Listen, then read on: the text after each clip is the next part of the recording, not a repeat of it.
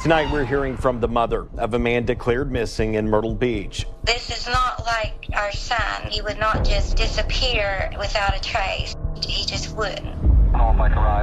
Not knowing where her son is or if he's okay, she's living a mother's worst nightmare. I'm worried that he is hurt. It's the not knowing. It's the nightmare in all this. I'm worried that someone is hurting. I just beg the public to keep us in your prayers because, God is the only one that's going to get us all through this.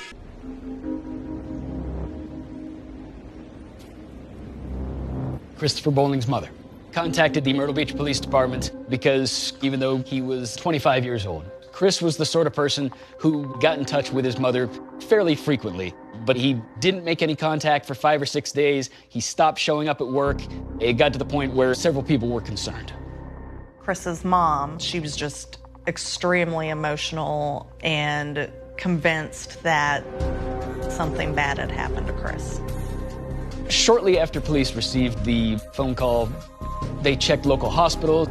No hits on the hospitals.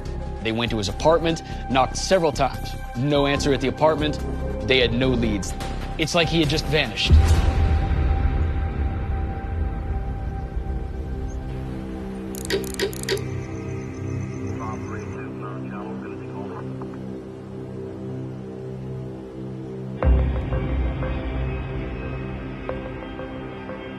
Marissa shared with us that Chris was from Tennessee, but moved to Myrtle Beach because his son, who was 2 at the time, lived in Myrtle Beach and he wanted to be closer to his son.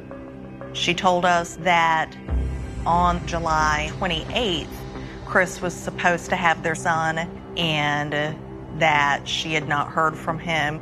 She said that was very out of character and unlike him, that he was always reliable when it would come to meeting with his son. And she was extremely worried about Chris.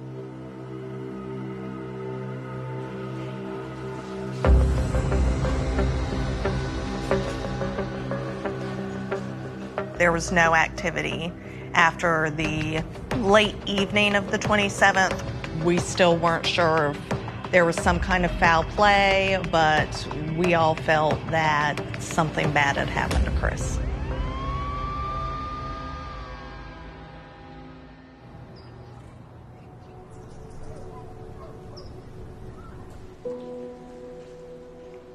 Chris was my best friend. He would even tell people, I'm a mama's boy, He had a big heart. He loved his sisters. With the youngest one, when she was born, Chris called her his baby, and he was very protective of her. He was so special and so gifted. He became passionate in rapping at the age 14, 15, somewhere around in there. I mean, to hear him spit those lyrics out like he did, it's unreal. Chris had ambition, perseverance. As he got older, he was wanting to be a producer. He would make beats for other kids out there that wanted to go into that type of music. When he went missing, I felt like I'm in a nightmare and I'm never going to wake up. I keep looking at my phone, hoping that he would text or call. I was praying that Chris was alive.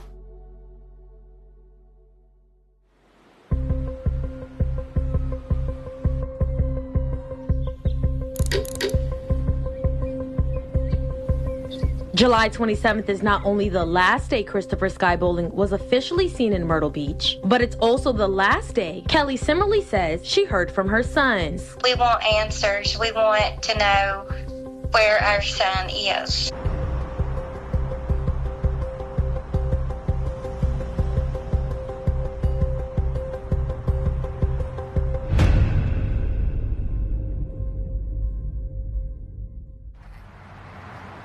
We are speaking with Tyler Panzarella.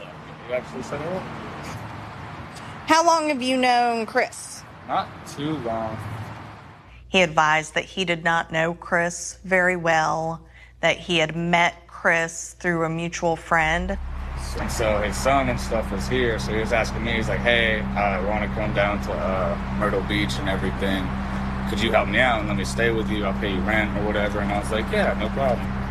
And then Tyler told us that Chris decided to come down here with his two friends from back home as well, Bailey and Nick. Once they arrived, Bailey and Nick also asked, hey, can we also stay with you for some time? And he agreed, yes, they all could stay there temporarily. So last time I heard from him, I think it was like the 26th, 27th, I believe it was. And then he just kept talking about like this girl he was talking about and going to like North Carolina with her. Okay, Who's the girl, do you know? I have no idea. I don't know the specific name. And then like just didn't answer my phone calls or nothing, anything, nothing at all. Do you have Bailey and Nick's numbers? Yeah. Tyler said that after Chris went missing, Nick and Bailey had moved back to Tennessee. Tyler didn't seem nervous, but the information he was sharing that Chris would all of a sudden run off with a girl as much as he cared about his son, it didn't make sense. There was a gut feeling that things weren't adding up and that something was wrong.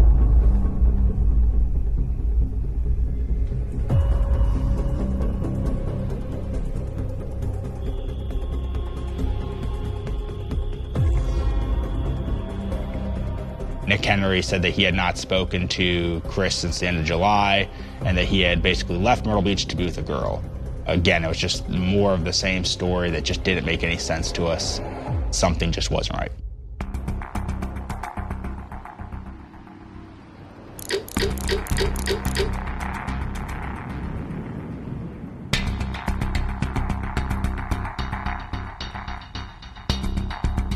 Detectives delved into his Snapchat, found a couple posts that he had made the day that he went missing. He had posted a full-body selfie where you could see what he was wearing. The shoes he was wearing were some blue Jordans. We learned that Chris was actually making plans to stay in Myrtle Beach. He was in the process of getting his own apartment. He had posted on social media on the 27th showing that apartment complex. That contradicted what we had learned from Tyler and Nick as far as him leaving town with a girl.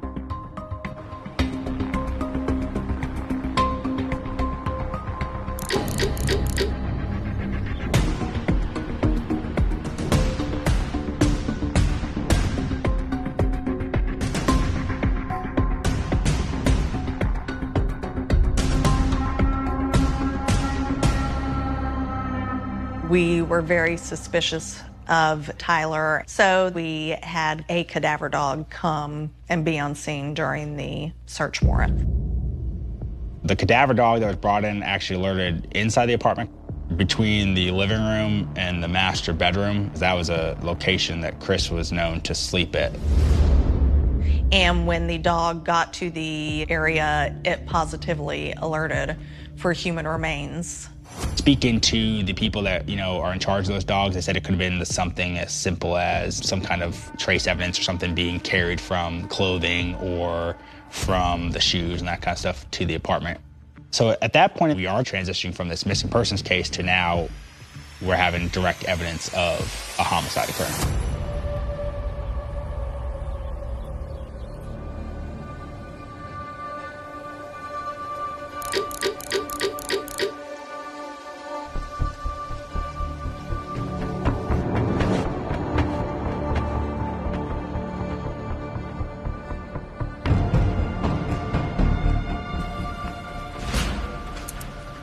Hey Tyler, how you doing? Good. I'm Detective Eddie. This is Detective Whitmire. You mind if we step in and talk to you? Our game plan was to start non-confrontational and kind of let him run the interview at that point. All you're signing for is that I read you your rights and you understand those rights. Then after we get his statement on video, we would start questioning the inconsistencies and make it more of an interrogation. What day was the last time you saw Chris? 26 or 27. So what was the circumstance around that? Like, it was his mom. He said he was leaving, and then Nick was like, "Oh, I think he's just coming with that girl and spending the night." So, I mean, like, you guys inside when he's, like, packing up his stuff? Like, what's I was leaving because I went to go to my friend Devin's house on Caroline Forest. Anybody else go with you guys? Yeah, Nick and Bailey went with me to Devin's. Did you guys hang around until you saw him leave, or you guys just dropped him off? Just dropped him off. Like, the back of the parking lot. That's when he was just gone. Now he's locked himself into the story. Then that's when we decided to transition to the interrogation, asking direct questions and being able to verify whether he's been caught in a lie. I think he was talking to Nick about it. I didn't talk to him at all. We're all grown men, so we all do our own thing. You know, originally we were kind of helping the missing persons division, okay? At this point, I mean, we think that something happened to Chris. And we're obviously talking to you because you're one of the last people that saw him, okay? This is the important part, okay, for you to basically be 100% truthful and just listen to him for a second, okay? To tell us everything you know, okay? Because we think something happened here, possibly an accident, okay? And we think you know something about it.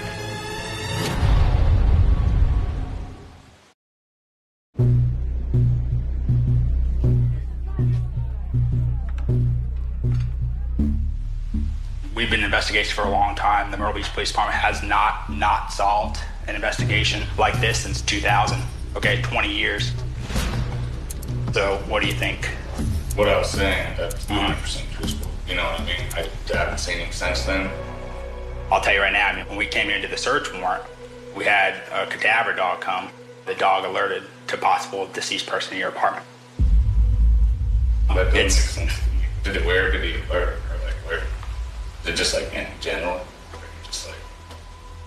What I'm trying to do, I mean, I'm not playing games with you if you're... I'm not either. I know, I'm just trying to help as much I know, as what I'm saying is, I'm trying to give you every opportunity to basically tell us anything additional you may have. We need to know now, because later on, when we put the puzzle together, which we're gonna do, we're not gonna have this conversation. Does that make sense? You could tell Tyler was getting a little nervous. It's at that point he realizes that his story's falling apart. So he has an option, and the option is to change his story or tell the truth. I don't know specific dates. I was drinking that night. Like, it was just like little arguments, like over stupid stuff. Have you ever had a weapon? It was a 9mm, but it went missing whenever Nick left. He moved to Tennessee. Do you think that Nick or Bailey would be capable of doing something to Chris? When I say Bailey, I mean, just from like the way Nick talks and carries himself, like, maybe. Nick scares me, okay, if I can be really honest, like, truthfully, like this stuff, like, freaks me out. And so, like, he, like, said weird stuff about, or basically, like, that he might have done something. And that just scared the shit out of me, because, like, I've never been around that. I've never, like, you know what I mean? What did he tell you? What was the road? What's that old haunted road? Like, a Lucas Bay Road? I never heard this story. It's like apparently a haunted road back there. He was saying he went there and, like, did something or whatever. Like, said he killed somebody. But, like, then that's when my gun went missing. But I don't know who it was, because it scared me. Well, hearing that story, yeah. But do you think it could be Chris? I mean, now, yeah, honestly. As Tyler is recounting that part of the story, I felt that he was telling partial truths, but we were trying to just not show any reaction, just keep him talking. If you're scared of Nick or Bailey or someone else, or, you know, the best thing you do if you want to help yourself out is tell the truth. So, did you see Chris dead at any point?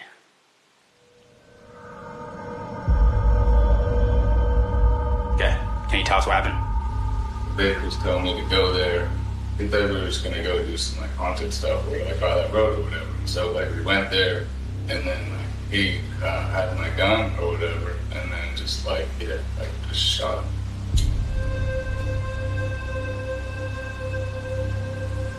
Nick shot Chris. How many times did you shoot him? Where? Then what happened? I was just shaking, scared of my life. I don't know if he was gonna shoot me or what. I don't know, I'm not crying, like, this is like a scary I completely understand. When he's talking about shaking and freaking out, he's showing no emotion at all. To me, his demeanor seemed like he's being dishonest, but we were extremely concerned with finding out where Chris was. So we didn't want to press too much. So you're out there on Lucas Road. Who's with you? You? Nick and Bailey. Okay, so the four of you get out of the car, and what happens? And we just walked into the woods and we just shot. What was the conversation before the gun went off? Nothing. We were just all walking through the woods. So how did Nick get the gun? I mean, he just took it out of your car, or who had the gun when you guys got out of the car? Because I was walking, and because he told me to bring it or whatever, so I was like, okay. And then he was like, hey, let me see it. And I was like, for what? He's like, oh, I just want to shoot it or whatever. So I was like, okay. And then I handed it to him. How far were they standing? I like saying like that. Okay, so 6 feet, give or take? Arm extended, or? Yeah. How? No, No, you can. Okay, You don't yeah, have anything like, or him. Yeah, okay, yeah, not literally just like that. I could tell that he was reliving that moment. He appeared to be seeing Chris. He didn't see me standing there, and you could just see the blank look in his eyes. It seemed like he was the one that shot Chris, and he was trying to shift the focus to Nick. He seemed to be giving us all the facts of the case, just downplaying his involvement at that point. So did Nick say anything right after you shot him? Nothing. He just was quiet, and then he was like, take this. So he gave you back the gun? Yeah, and I didn't know what to do, so I just grabbed Then- him and went to the car. He's telling us that Nick shoots somebody with his gun, with Tyler's gun, and then gives the gun back to him.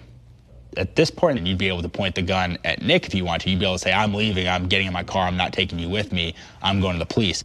Just doesn't make sense. So where's his body now? Like Lucas Road somewhere? Yeah. You think you can get as close to the spot? Yeah, I mean, I could probably go with you guys. That moment, Tyler was the lead in the homicide investigation.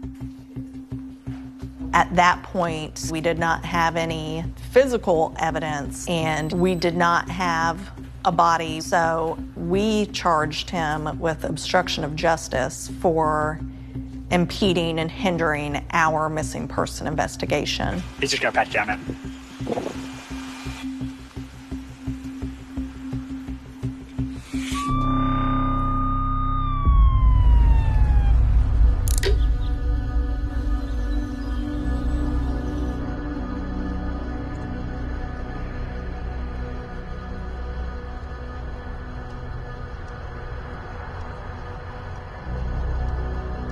You got a handcuff key on your thing? Yeah. You just want to get him out and take the shackles off. Swing your feet around, man. We're going to take these leg shackles off real fast. The entire time, he didn't put off an air of being scared. He was just cold and emotionless. It looks To the right a little bit or something like that? Yeah. It's kind of like saying that you're 1, 2 o'clock. I think this is about the spot then. You want to check it out? For me, in that moment, the lack of emotion just solidified that he was the one that shot Chris. Be careful where you're stepping if there's a crime scene.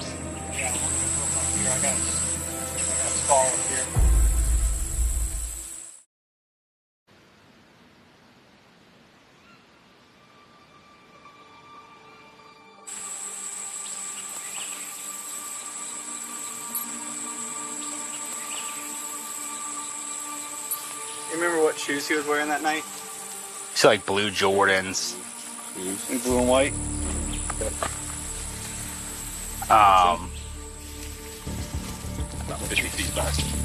From where I'm standing, I can see shoes that appear to be the same shoes that Chris was wearing in the Snapchat from the night before he went missing. For me, that was probably one of the biggest moments of the case, because at that point you know that it's more than likely going to be Chris.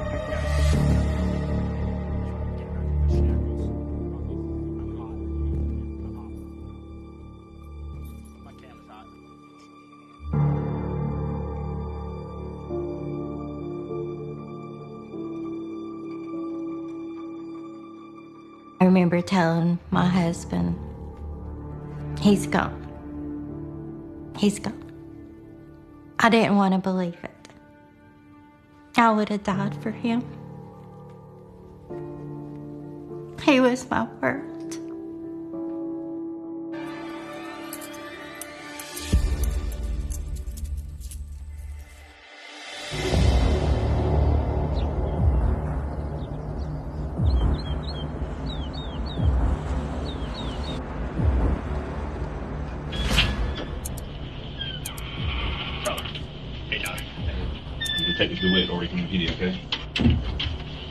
Once the body's found, we decided let's basically turn that heat up. We were trying to rattle Tyler. We're trying to get him to make a confession. As a law enforcement officer, you're actually allowed to lie in interviews. You just got to be careful as far as, what you're lying about. I just talked to the guys in Tennessee. They're saying, them boys there are saying he's the guy. Sergeant Lent tells them that he just talked to Nick and Bailey and that they are saying that Tyler is the shooter. What he is saying is a lie. We had not spoken to Nick or Bailey. We wanted to see if he changed his story or what his reaction was. They saying that you planned this, you drove him out there, you had the gun, y'all walked out there, you gave the gun, you shot him. No, I never had a problem with Chris, nothing, ever. And I'm not like that, man. I came from a good family, I promise you, man. Like, I would never do that to someone, ever. They say you did it. No. I'm telling you, I'm a good person. I would never in my entire life, ever. You saying you was a good guy? Why didn't you call 911 whenever you left there? You just left him out there to die. Because I was scared, man. I didn't know what to do. This is your chance. I mean, did you do it? Did you kill him? No. I'm being 100% honest on everything. No. I told you everything that happened. No. So what, was it an accident? You shoot him by accident? I never shot. Or you just a monster and just say, hey, we're going to take you into the woods and blow your head off. Oh, man, Nick had the gun. He's been, like, he scares me. He's been scared of me ever since, like, he got, like, that's the type of person he is. So for a normal person, if you are scared and you just saw somebody murder somebody, are you going to, one, take that gun back? And then if you're truly nervous, now you have the only weapon. So at that point, why not remove yourself from the situation? But he's doing everything that Nick tells him to do, even when Nick no longer has a gun, which is kind of strange. I know I should have told you guys. I've never been around that. I've never been in that situation. If you're surrounded by someone every day, you're gonna get on each other's nerves.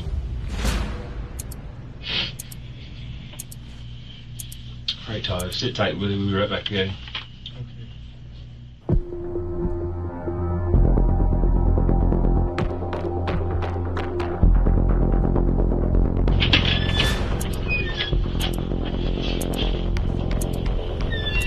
All right, Tyler, this is Sergeant Lynn. This is my sergeant, okay? Sergeant Lent is more assertive, more direct. I've been sitting in another room listening to you, listening to everything you say.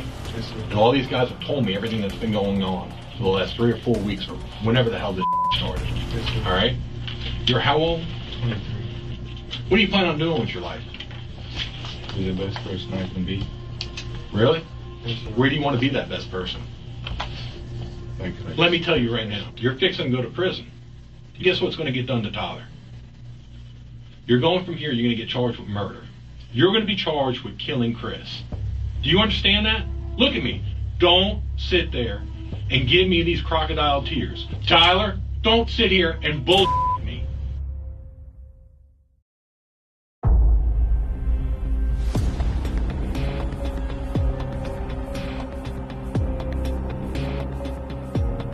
Tyler. You've played the game in here long enough.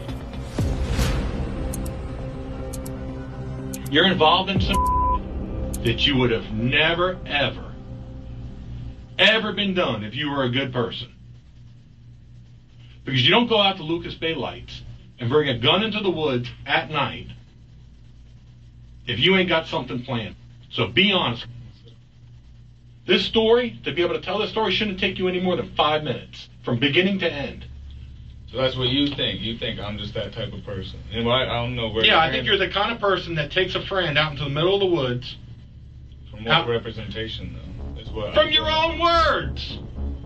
You took your gun out of the glove box. You can smile all the you I'm not want. smiling right now. You're smirking. I'm not smirking. You took your gun out of the damn glove box. You handed it to you say you handed it to another kid, who then shot your buddy. And then you all just, let's just go back in the car and go back to my apartment. It takes you a month to come forward and say, I didn't know what to do. No, you didn't know what to do. You're a good person. But good people, you know what they don't do? They don't leave a kid to lay out in the woods to get eaten by animals. That's what you did. You got him. 5 minutes. 5 minutes. You better talk. It may appear that he lost his patience and left the room, but that's by plan. Lent, the quote-unquote bad cop, and Detective DeWitt being the good cop, that was pretty much our strategy at that point. After Lent's no longer in the room, hopefully Tyler is now going to open up to the other detective that's in that room. Because he's being nice and reasonable, I want to talk to him. Is there anything else you could think of, anything whatsoever? You know what happened, you know what the story is, you know where the body is, and stuff like that. I made a mistake. I should have came to you guys sooner, and I didn't know what to do. I had no idea. But now I gotta live with that. There's really nothing I can do to get away from this, or... No, I know that. I made a mistake, dude. Now I gotta pay for that. He never came out and said he was the one who did it. But the interrogation of Tyler was critical because he put himself there. He was the only one who owned a gun. His story, it didn't make sense. It didn't all match up. What is important to consider in this case is that Nick and Bailey are from Tennessee. Meanwhile, Tyler is from around here. If any of them would be familiar with a local ghost story that is urban legend around here, it would certainly have been Tyler.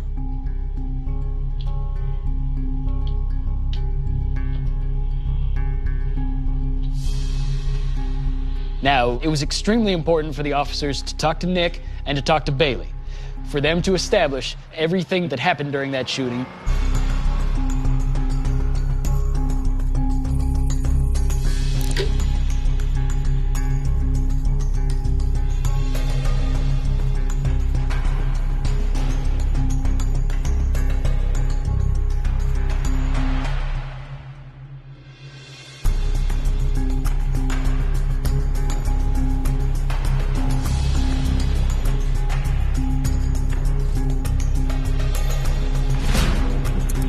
Hey. Hey, how are you?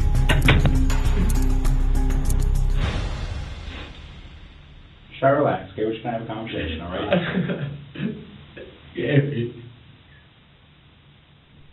He was like very thrown off his game because he was obviously seeing us from Myrtle Beach and Horry County. I'm sure that heightened his senses and the fact where it's like he knows why we're there. So what happened to me? Am I going to jail? Like I said, let's just have a conversation and we'll kind of cross that bridge when we get to it, okay? All right, Nick, so keep it real with you, okay? Yeah. Obviously, we from South Carolina. I work for Horry County. He was from Myrtle Beach. We've been working on the case for quite some time now, okay? And we have reason to believe that you are involved in that case, okay? So we're going to go back to the night of the July 27th, 2020. Yeah. Tell me about it.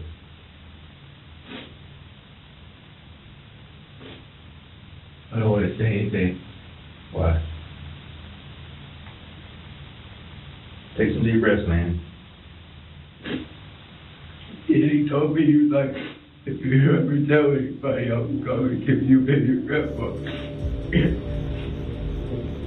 But I wanted to have my grandpa. Make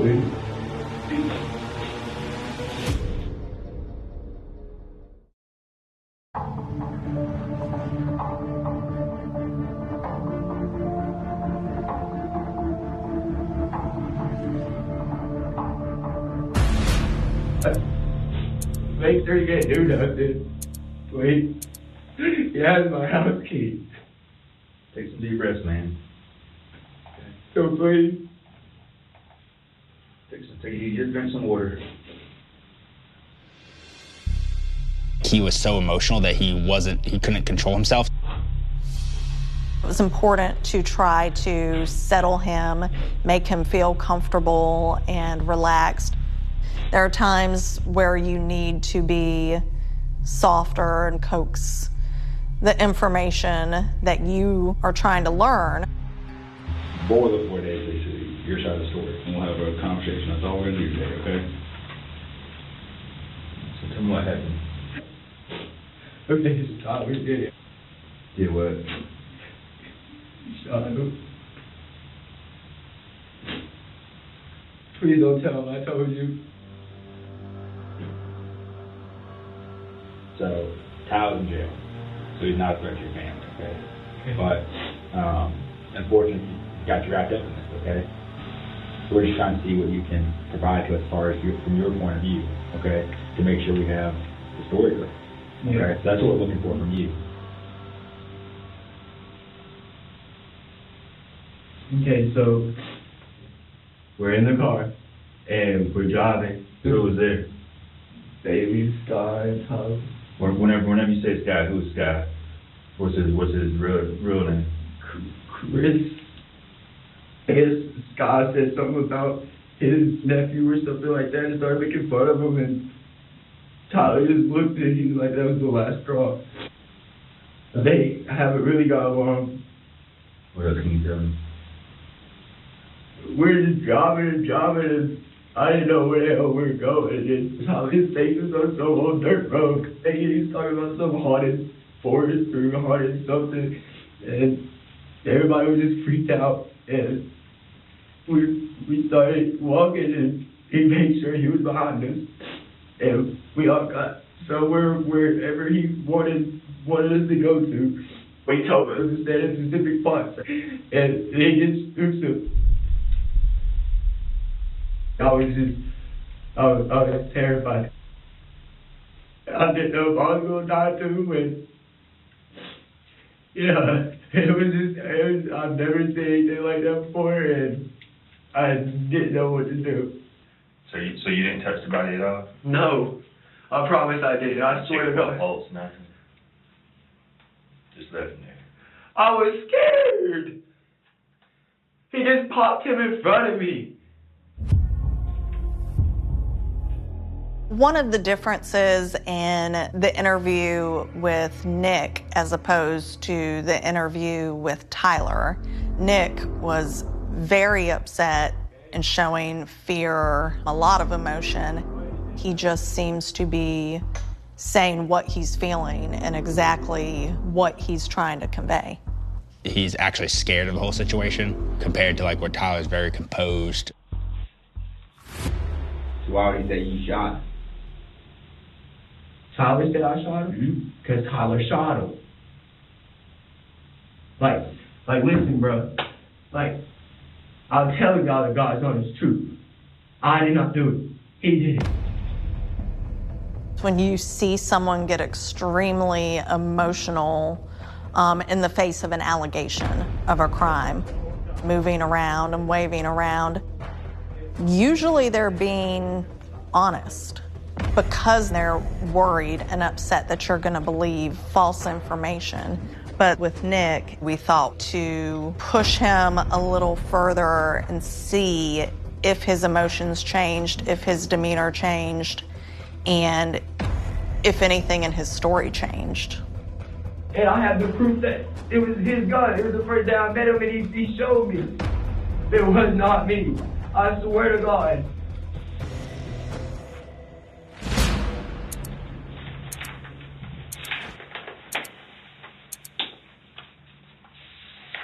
That's what y'all left in the woods right there. See that? What is it? Yeah, you tell me what that is. What is that? Show you a better picture. Look at that. Look at it.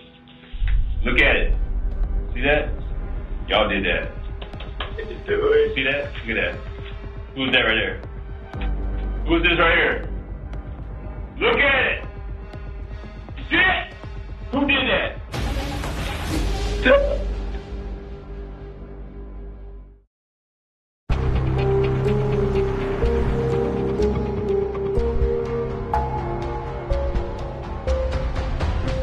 What are we gonna tell his kids, man? Huh? Who is that right there? Look at it. That's God, but I didn't do it.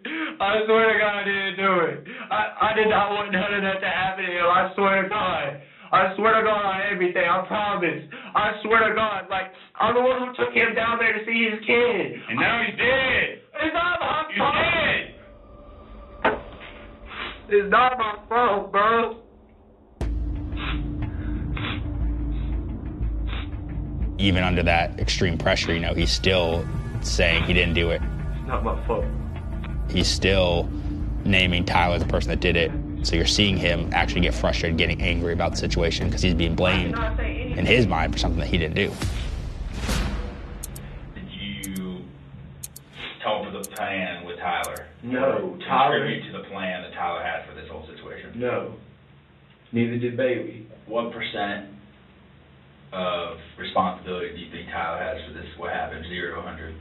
0 being the least, 100 being the worst. Like 100. He's the one who. Let me ask you this: Bailey, what percentage do you think he is for this? None. 0. 0%. Yeah. And what percent do you think you are related to this? I couldn't say anything. I couldn't. Just percentage-wise, do you think you have no responsibility for what happened? I mean, I couldn't help it. So like maybe like 2 or something, but I can't just stop that. Cause he was gonna do that to me too. Like, please, it wasn't me. I swear to God, it wasn't me. Watching Nick, I think that his emotions were real in that aspect. Everything he said and the way he was reacting, I really believe that he was scared of Tyler at that point. What made it believable was the fact that Nick was not just scared for himself. He was scared for his grandfather and for his family. He seemed to get more emotional talking about that. All right, this is a voluntary statement. Everything you just told us, you be writing on paper. All right. Take your time. Thank you.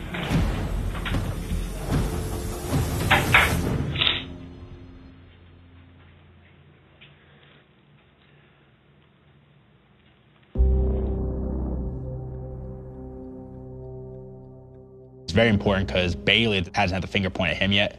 So we wanted to really talk to Bailey because we figured that he'd be the most independent person. Is he going to say that it was Nick? Is he going to say that it was Tyler?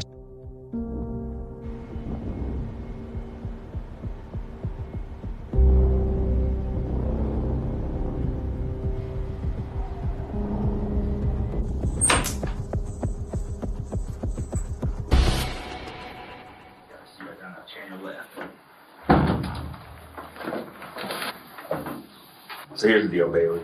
We ultimately know what happened to Chris. We know you were there.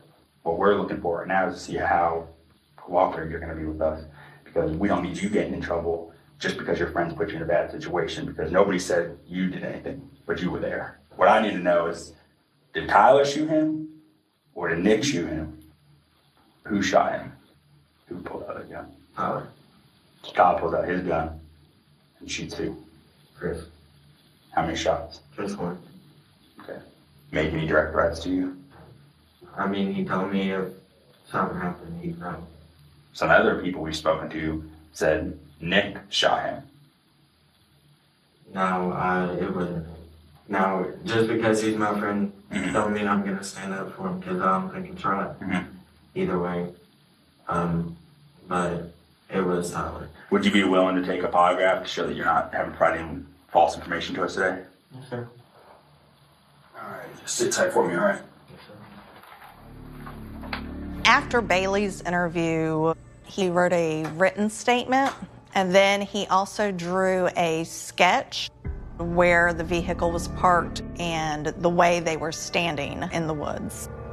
And it just strengthened our case in Nick and Bailey's version of events.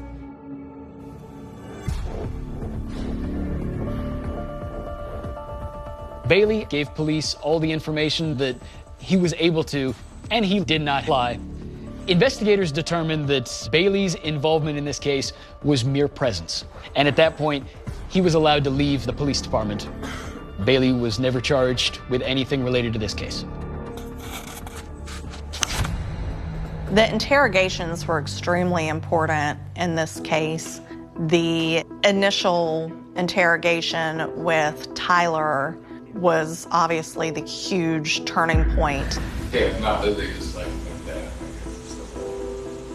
All three interrogations put together gave us that timeline of events and the details of what happened that evening. Normally, you can kind of keep yourself detached from cases. For some reason, this case, it was like Chris didn't do anything to kind of bring this upon himself. Like he's trying to go to work, trying to be in his child's life. We all really fought really hard to try to find the facts and the truth of what happened in this case to bring closure to his family.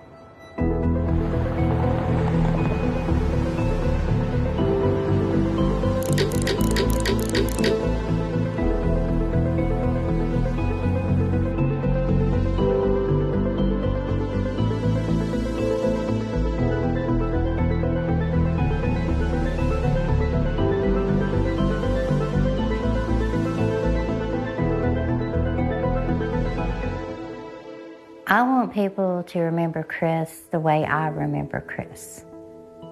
The happy, joyful, witty, charming kid that he was. If I could say something to Chris right now, I would tell him that I loved him and hopefully one day I'd see him soon.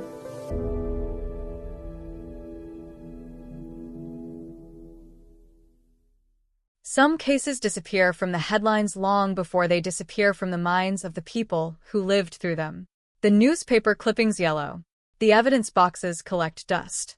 Detectives retire. Witnesses move away, grow older, or die. Yet somewhere, inside a sealed envelope, beneath a fingerprint card, or hidden within a strand of hair preserved for decades, the truth waits with extraordinary patience. Time has a way of erasing memories, but it can also sharpen science. And every so often, a case everyone believed would remain buried forever suddenly breathes again. For nearly 4 decades, the murder of Roxanne would belong to that unsettling category investigators call a cold case, a file that refused to close emotionally even after it had been shelved administratively. Every unanswered question seemed frozen in time. Every anniversary revived the same haunting thought. Someone knew exactly what had happened, and that person had walked freely through ordinary life while a family waited for answers that never came. The silence surrounding the case became almost as disturbing as the crime itself. To understand why this investigation continued to haunt detectives, it is necessary to return to the late 1980s, to an era before smartphones, before digital surveillance, before DNA technology transformed criminal investigations. Back then, solving a homicide depended heavily on eyewitnesses, physical evidence that could be examined with the techniques available at the time, and countless hours of interviews that often produced more questions than answers. Communities trusted that violent crimes would eventually be solved. When they were not, uncertainty settled over neighborhoods like an invisible fog. Every rumor gained momentum. Every unfamiliar face attracted suspicion. Every missing piece of information seemed capable of changing the entire story. The murder of Roxanne would become exactly that kind of mystery. Investigators were confronted with a crime that appeared to promise answers, yet delivered almost none. There was evidence, but not enough to identify the person responsible with certainty. There were interviews, but no confession. There were theories, but none that could survive the burden of proof required in a courtroom. Years turned into decades. Boxes of reports remained carefully preserved. Photographs were archived. Laboratory notes survived technological revolutions. Detectives handed the case to younger investigators who inherited not only the paperwork, but also the frustration that accompanied it. Cold cases rarely disappear. They simply wait. Every experienced homicide investigator understands that unsolved murders are different from other investigations. Unlike stolen property or financial crimes, there is no expiration date on justice. Families continue living with unanswered questions. Birthdays pass. Holidays come and go. Children become parents themselves. Entire generations grow up hearing only fragments of the story. For those closest to Roxanne Wood, time could never erase the absence left behind.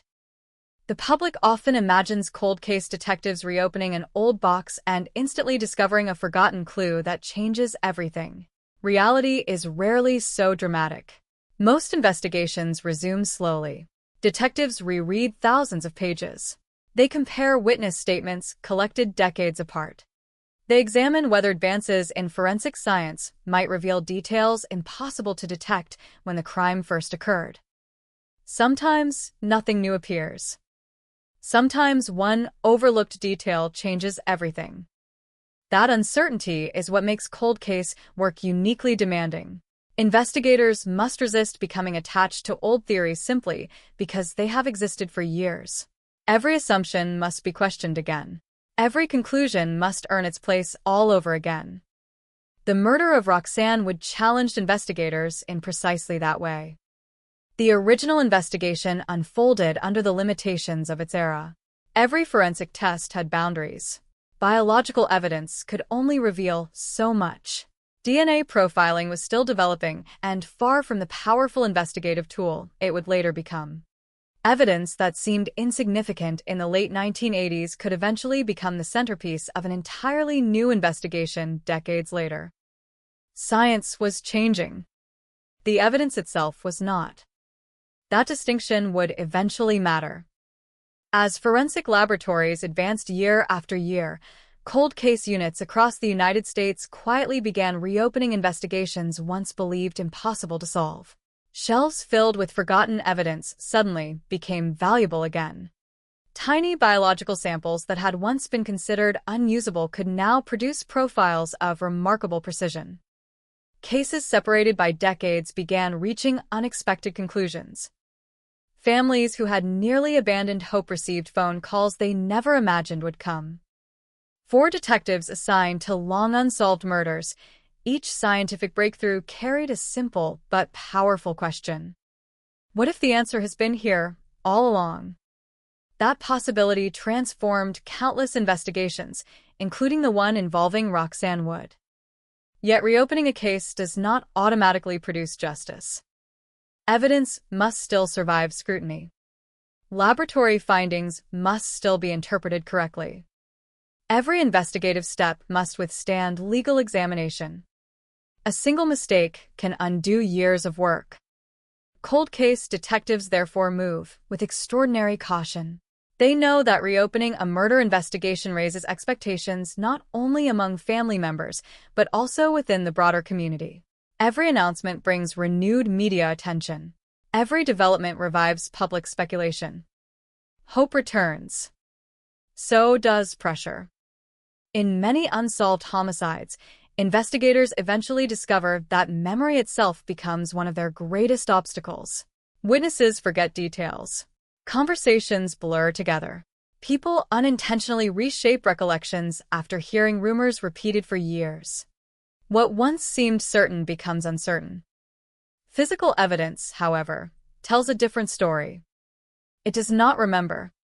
It simply exists. Waiting.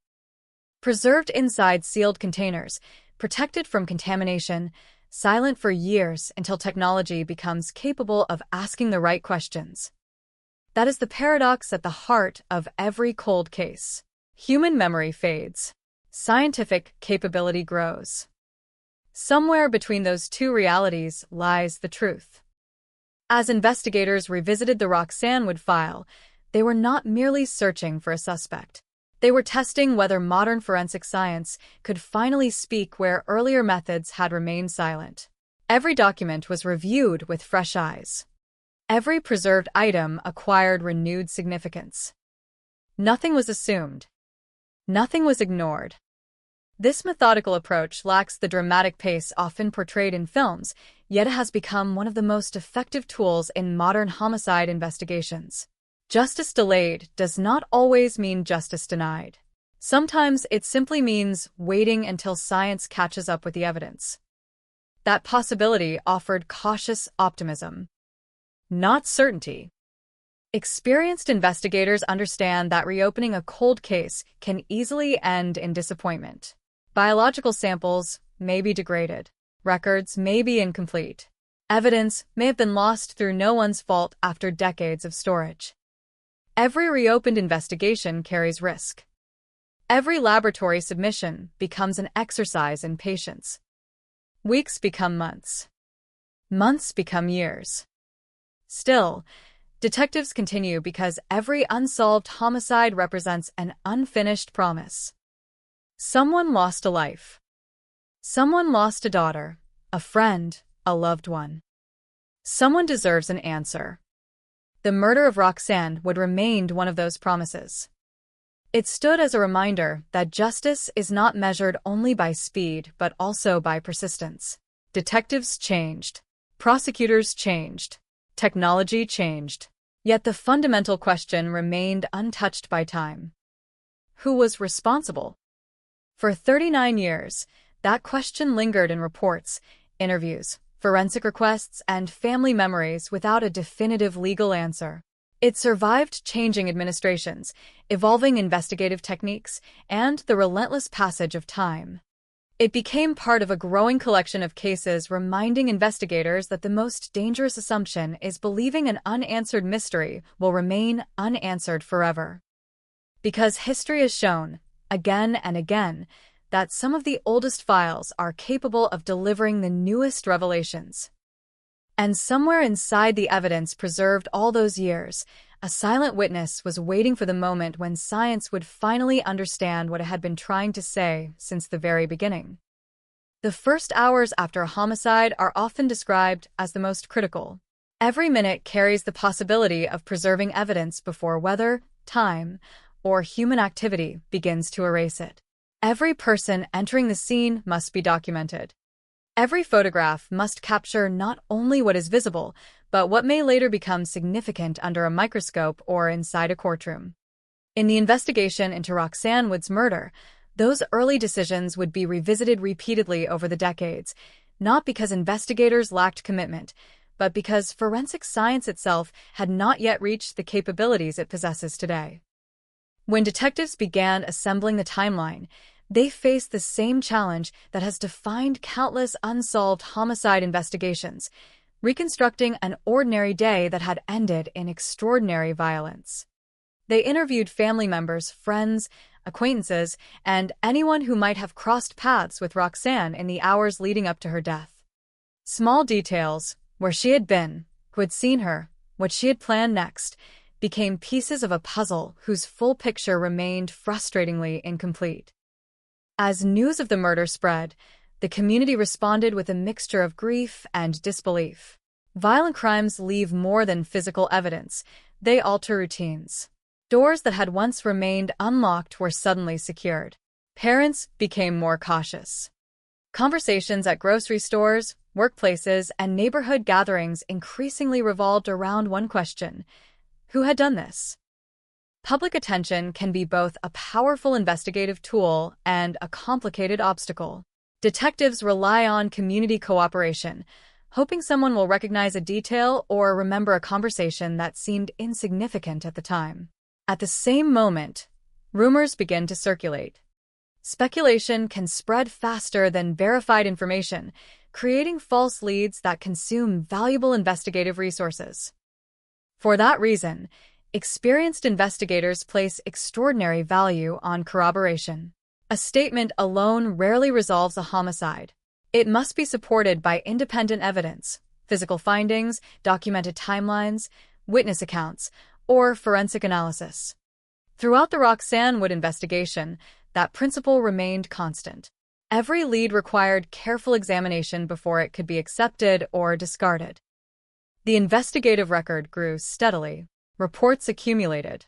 Interviews filled folders. Crime scene photographs, laboratory submissions, handwritten notes, and evidence inventories documented the painstaking effort to understand exactly what had happened. Although the public often imagines investigations progressing through dramatic breakthroughs, the reality is usually far more methodical. Detectives spend countless hours eliminating possibilities rather than confirming them. This process can feel slow, but it serves an essential purpose. Eliminating incorrect theories narrows the field until only those consistent with the evidence remain. In many cold cases, that discipline ultimately proves more valuable than pursuing the most dramatic explanation. During the late 1980s, forensic laboratories were working within technological limits that are difficult to imagine today. DNA analysis existed only in its earliest investigative applications and was not yet the routine instrument it would later become. Many forms of biological evidence could be preserved, but investigators often had no reliable method to extract the level of information that modern laboratories routinely obtain. Recognizing those limitations is important when looking back at historic investigations. Decisions that may appear incomplete through a modern lens were frequently constrained by the science available at the time. Detectives could preserve evidence in anticipation of future advances, but they could not employ technologies that had not yet been developed. That foresight would later become one of the most important aspects of countless cold case investigations across the United States. As the months following Roxanne Wood's murder turned into years, investigators continued to review incoming information. Some leads appeared promising before reaching dead ends. Others failed to withstand scrutiny when compared with documented evidence. Such outcomes are common in homicide investigations, especially those that receive sustained public attention. Every new tip must be evaluated carefully, regardless of whether it ultimately proves useful. Cold cases present another challenge rarely appreciated outside law enforcement: continuity. Personnel change. Detectives retire. Prosecutors move to different offices. Institutional knowledge must therefore be preserved through meticulous documentation. Every report becomes more than a record of past work. It becomes a guide for investigators who may inherit the case years later. In Roxanne Wood's case, preserving that continuity meant ensuring that evidence remained properly cataloged, interviews remained accessible, and investigative reasoning was documented in sufficient detail for future review. Without those records, modern detectives would be forced to begin almost from the beginning. Instead, they inherited decades of careful work. Across the country, similar investigations have demonstrated that persistence often matters as much as technology. Scientific advances alone rarely solve cases. They become meaningful only because investigators maintain evidence, revisit files, and remain willing to question earlier assumptions without dismissing the work of those who came before them. This balance between respect for the original investigation and openness to new methods defines successful cold case work. By the early 21st century, forensic science had changed dramatically. DNA profiling became increasingly sophisticated, requiring ever smaller biological samples while producing more reliable results. Laboratories refined techniques that allowed previously inconclusive evidence to be examined again. The cases that once seemed permanently stalled began moving forward, not because the facts had changed, but because science had become capable of revealing information that had always existed within the evidence itself. These developments encouraged agencies nationwide to establish dedicated cold case units. Their mission differed from that of active homicide squads. Rather than responding to new crimes, these investigators returned to old files with fresh technology, modern analytical tools, and the benefit of decades of investigative experience. Every reopened case represented both hope and uncertainty. Some yielded new answers. Many did not. No investigator could predict which forgotten evidence box might contain the key to a decades-old mystery. For the family of a homicide victim, however, the reopening of an investigation carries profound emotional weight. It can revive painful memories while simultaneously renewing hope that justice remains possible. Families often describe living with two parallel realities, learning to continue daily life while never entirely escaping the unanswered questions surrounding their loved one's death. That emotional landscape forms an often overlooked dimension of cold case investigations. Detectives are not merely reviewing paperwork. They are revisiting deeply personal tragedies that have shaped families for years. Every phone call, every interview, every request for additional information reminds those families that the loss has never truly become part of the past. As the Roxanne Wood investigation continued to receive renewed attention over the years, one principle guided each subsequent review: follow the evidence wherever it leads. Modern investigators understand that preconceived theories can become obstacles. Fresh examination requires intellectual discipline, the willingness to reconsider timelines, reassess witness statements, and evaluate preserved evidence using methods unavailable during the original investigation. That approach has transformed criminal investigations worldwide. Advances in forensic biology, digital evidence management, and analytical techniques have demonstrated that even long-dormant cases can produce meaningful new information when examined with contemporary tools. Yet technology is not a substitute for careful investigative work. Every laboratory result must be interpreted within the broader context of the case. Scientific findings answer specific questions, but detectives must still establish chronology, opportunity, corroboration, and legal sufficiency before any prosecutorial decision can be made. For that reason, cold case investigations remain among the most demanding assignments in law enforcement. They require patience measured not in days or weeks, but in years. They demand meticulous attention to detail while resisting the temptation to force conclusions unsupported by evidence. The story of Roxanne Wood's case reflects that broader reality. It illustrates how the pursuit of justice can continue across generations, carried forward by investigators who may never have met the victim but remain committed to uncovering the truth through lawful, evidence-based methods. Long after headlines faded, the case endured, not simply as an unsolved investigation, but as a testament to the principle that unanswered questions deserve continued examination. Every preserved exhibit, every carefully written report, and every renewed forensic review represented another step in that enduring commitment. Whether measured in months or decades, the pursuit of justice often depends on the quiet determination to keep asking the same question until the evidence is capable of answering it. No one in Blackridge County could agree on exactly when the investigation changed. Some detectives would later point to a single laboratory report. Others believed it began months earlier, when a newly assigned cold case investigator ignored decades of assumptions and started reading every interview from the beginning, as though the file had been assembled only yesterday. The victim's name had long since faded from national headlines, but inside the evidence vault the case remained frozen in time. Brown cardboard boxes carried fading labels. Plastic evidence bags were sealed with signatures written by investigators who had retired years earlier. Every photograph, every fingerprint card, every handwritten note had survived countless office moves, policy changes, and administrative reorganizations. Detective Ethan Mercer stood silently before the evidence table. He had spent nearly 6 months doing something many people considered pointless. He wasn't looking for new evidence. He was looking for old evidence that everyone else had stopped seeing. Experience had taught him that cold cases rarely remained unsolved because detectives failed to work hard. More often, they remained unsolved because the right question had never been asked. He spread hundreds of crime scene photographs across the table. Nothing unusual. Nothing dramatic. The same driveway. The same stretch of gravel. The same abandoned warehouse where the victim had been discovered nearly 4 decades earlier. Then his attention stopped on something almost invisible. A delivery truck. Barely visible in the background of one photograph. Ignored because it had never appeared relevant. Mercer pulled another photograph. Different angle. The truck appeared again. A third image. Still there.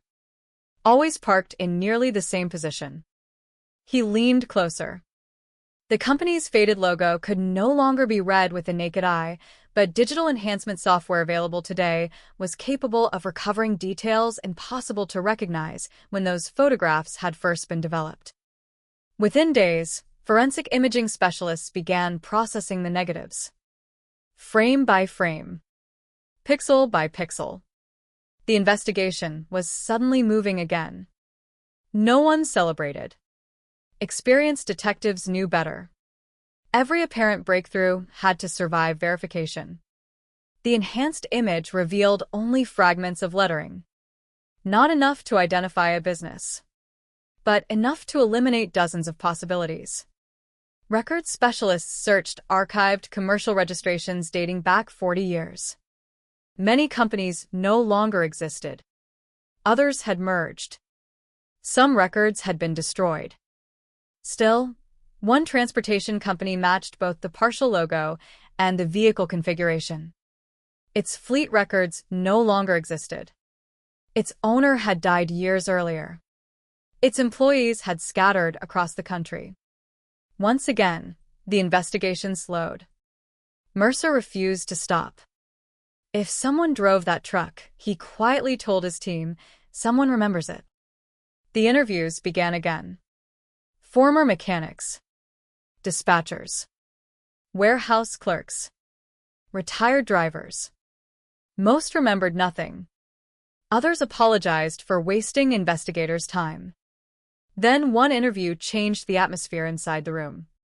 An 83-year-old former dispatcher paused halfway through a sentence. "I don't remember names," she admitted. "But I remember arguments." She described a driver who frequently complained about being assigned deliveries near the industrial district where the victim had last been seen alive. No name. Only fragments. A heavy smoker. Always wore work gloves. Drove Route 7. Had suddenly resigned without notice. Could memory alone solve a murder? Absolutely not. But memory could point investigators toward records. Payroll archives were located inside a regional storage facility scheduled for destruction years earlier, but accidentally preserved after a flood forced the relocation of thousands of company documents. Boxes coated with dust were opened. Employment applications. Tax forms. Delivery schedules. Vehicle maintenance logs. One driver fit the dispatcher's description. Only one. Investigators immediately compared every known detail against the original case file. There was no direct evidence linking him to the homicide. No witness had identified him. No fingerprint placed him at the crime scene. No physical evidence connected him to the victim. Legally, he remained only another historical lead. Mercer insisted the team proceed cautiously. Speculation destroys investigations. Evidence builds them. The laboratory resumed testing biological material collected decades earlier. Advances in forensic chemistry had dramatically improved recovery techniques. Samples once considered unsuitable now produced measurable results.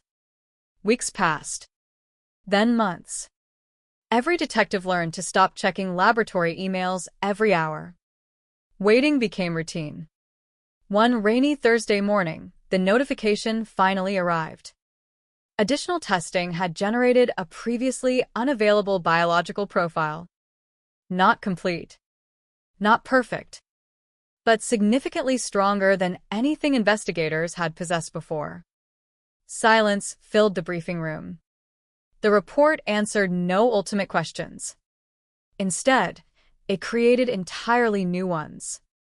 Could the profile belong to an innocent individual who had unknowingly transferred biological material? Could contamination decades earlier explain the findings? Could environmental exposure have altered the sample? Every possibility required examination. The district attorney assigned independent forensic experts to review the methodology. Verification came first. Interpretation came second. Only after multiple laboratories reached consistent conclusions did investigators consider their next move. Meanwhile, reporters began noticing unusual activity around the sheriff's office. Requests for archived court documents increased. Evidence technicians arrived after normal business hours. Former detectives were quietly contacted. Rumors spread across Blackridge County once again. Residents who had grown up hearing whispers about the unsolved murder suddenly found television crews returning to familiar streets. For younger generations, it felt like discovering a ghost story that refused to remain in the past. For older residents, the memories had never disappeared. Every interview reopened wounds. Every camera revived unanswered questions. Mercer deliberately avoided media interviews. He understood that public attention could pressure investigators into moving faster than the evidence justified. Justice demanded patience, not headlines. Then another coincidence emerged.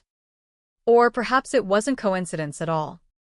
During a routine review of archived emergency dispatch recordings, an audio technician noticed something almost everyone had overlooked decades earlier. A passing vehicle. Its engine could be heard faintly beneath the caller's voice. Modern acoustic software isolated the sound. Automotive specialists compared the engine characteristics against historical vehicle databases. The conclusion surprised everyone. The recording appeared consistent with a medium-duty diesel delivery truck manufactured during a narrow production period.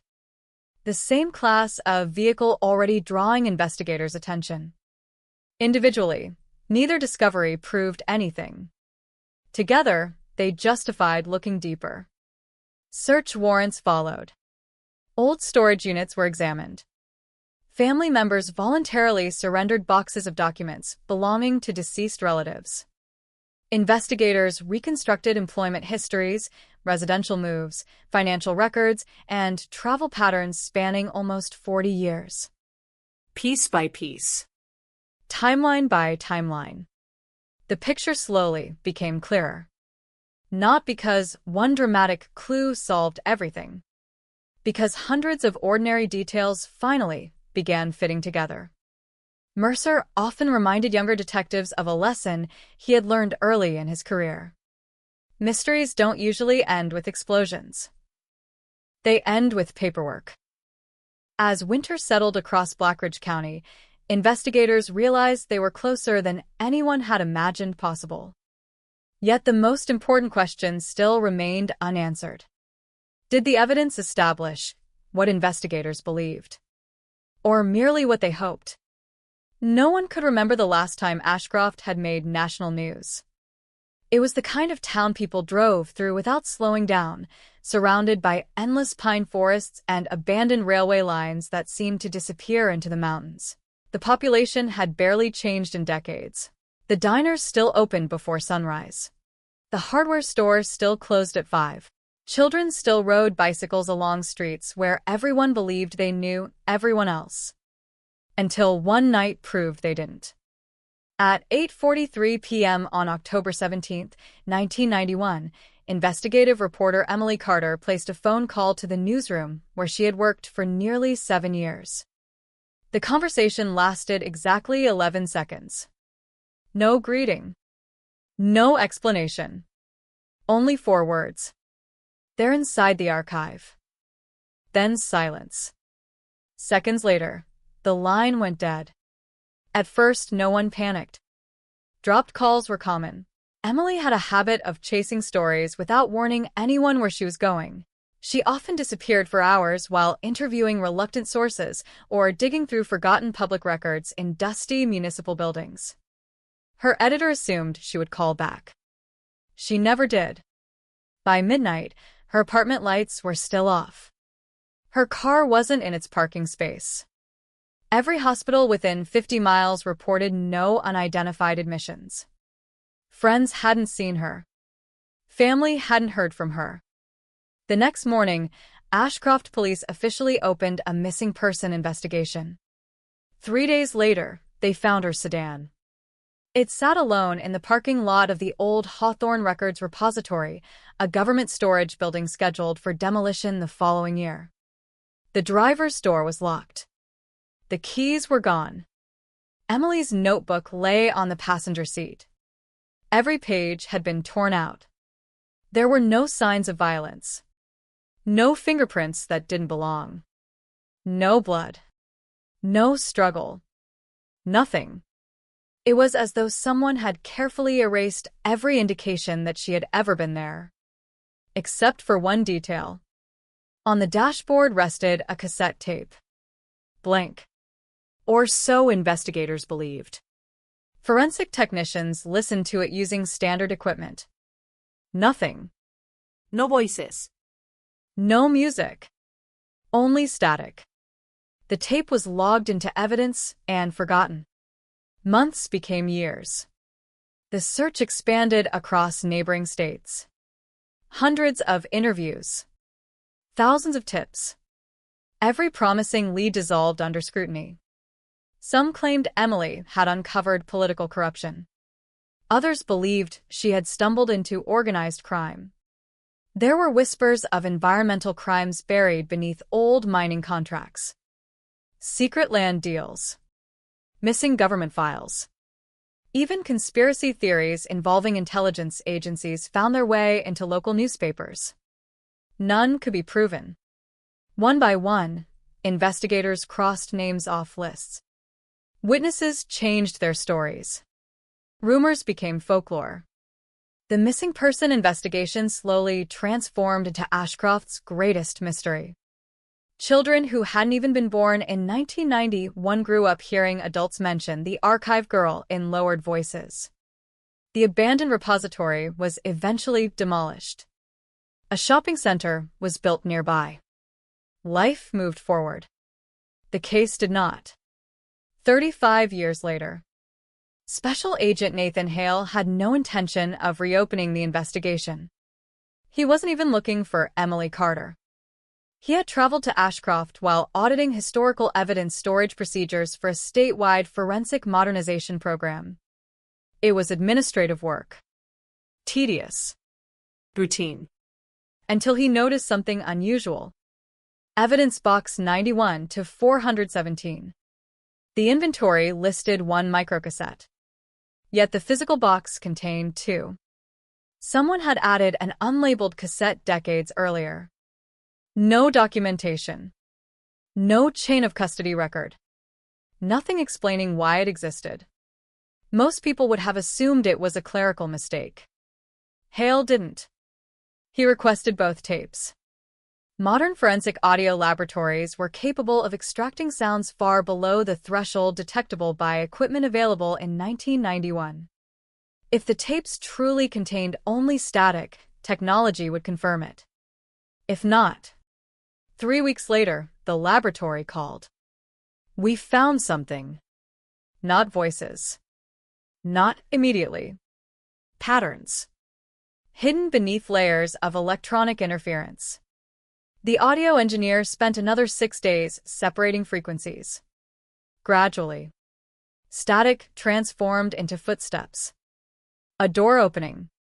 Metal scraping against concrete. Someone breathing. Then, a woman's voice. Weak. Almost whispering. Don't let them. The sentence vanished beneath distortion. Another adjustment. Archives. Again, the recording disappeared into noise. Hale replayed the enhanced audio 27 times. Each attempt revealed another fraction of a second. Enough to know the tape had never been blank. Enough to know investigators in 1991 had simply lacked the technology to hear it. Enough to change everything. Within 48 hours, the cold case officially reopened. No press conference. No media statement. Only a handful of investigators even knew. Hale insisted on absolute secrecy. If someone kept this hidden once, he told his team, they may still be watching. The room fell silent. Not because anyone believed a 35-year-old conspiracy remained active, because no one could explain how the second cassette had entered official evidence without documentation. Evidence doesn't appear by itself. Someone had placed it there. Someone inside the system. That realization changed the investigation before detectives had interviewed a single witness. They were no longer asking only what had happened to Emily Carter. They were asking whether someone had manipulated the investigation from the very beginning. Outside, Ashcroft looked exactly as it always had. Morning traffic. School buses. Coffee shops opening. Residents walking dogs beneath towering pine trees. Ordinary. Peaceful. Completely unaware that a forgotten cassette tape had quietly awakened the town's oldest nightmare. Hale stood alone inside the climate-controlled evidence room. Rows upon rows of sealed boxes surrounded him like silent witnesses. Thousands of unsolved stories. Thousands of unanswered questions. He placed Emily Carter's cassette into its protective case before speaking softly to no one in particular. "You waited 35 years." He paused. "Let's find out why." The investigation resumed, without fanfare. There were no flashing cameras outside police headquarters. No dramatic announcements. If someone had hidden evidence 35 years earlier, Special Agent Nathan Hale wanted that person to believe the secret remained buried. Every member of the newly assembled task force signed additional confidentiality agreements. Digital copies of the original case file were stored on an isolated server. Access logs were monitored around the clock. Every document removed from evidence storage required 2 signatures instead of 1. Hale trusted evidence. He was far less willing to trust people. The first objective was simple: reconstruct every movement made by the evidence itself. Not the victim. Not the witnesses. The evidence. Boxes rarely lied. People often did. Forensic archivist Lena Ortiz spread decades of chain-of-custody records across a conference table. Most were routine. Evidence had been transferred between detectives, laboratories, prosecutors, and secure storage facilities exactly as departmental policy required. Until the spring of 1998. For 23 minutes, the archive showed a gap. A sealed evidence box had been checked out. No destination. No signature confirming its return. Yet the following morning, the box was back on the shelf as though nothing had happened. Clerical error? One detective suggested. Ortiz slowly shook her head. Clerical errors happen. She tapped the record. Not like this. The barcode had been scanned. The security door had opened. Someone had physically removed the box. But the surveillance recordings from that year no longer existed. They had been erased under a routine retention policy long before anyone imagined the case would be reopened. Another dead end. Or perhaps the first real lead. Hale refused to speculate. Instead, he asked a different question. Who had access?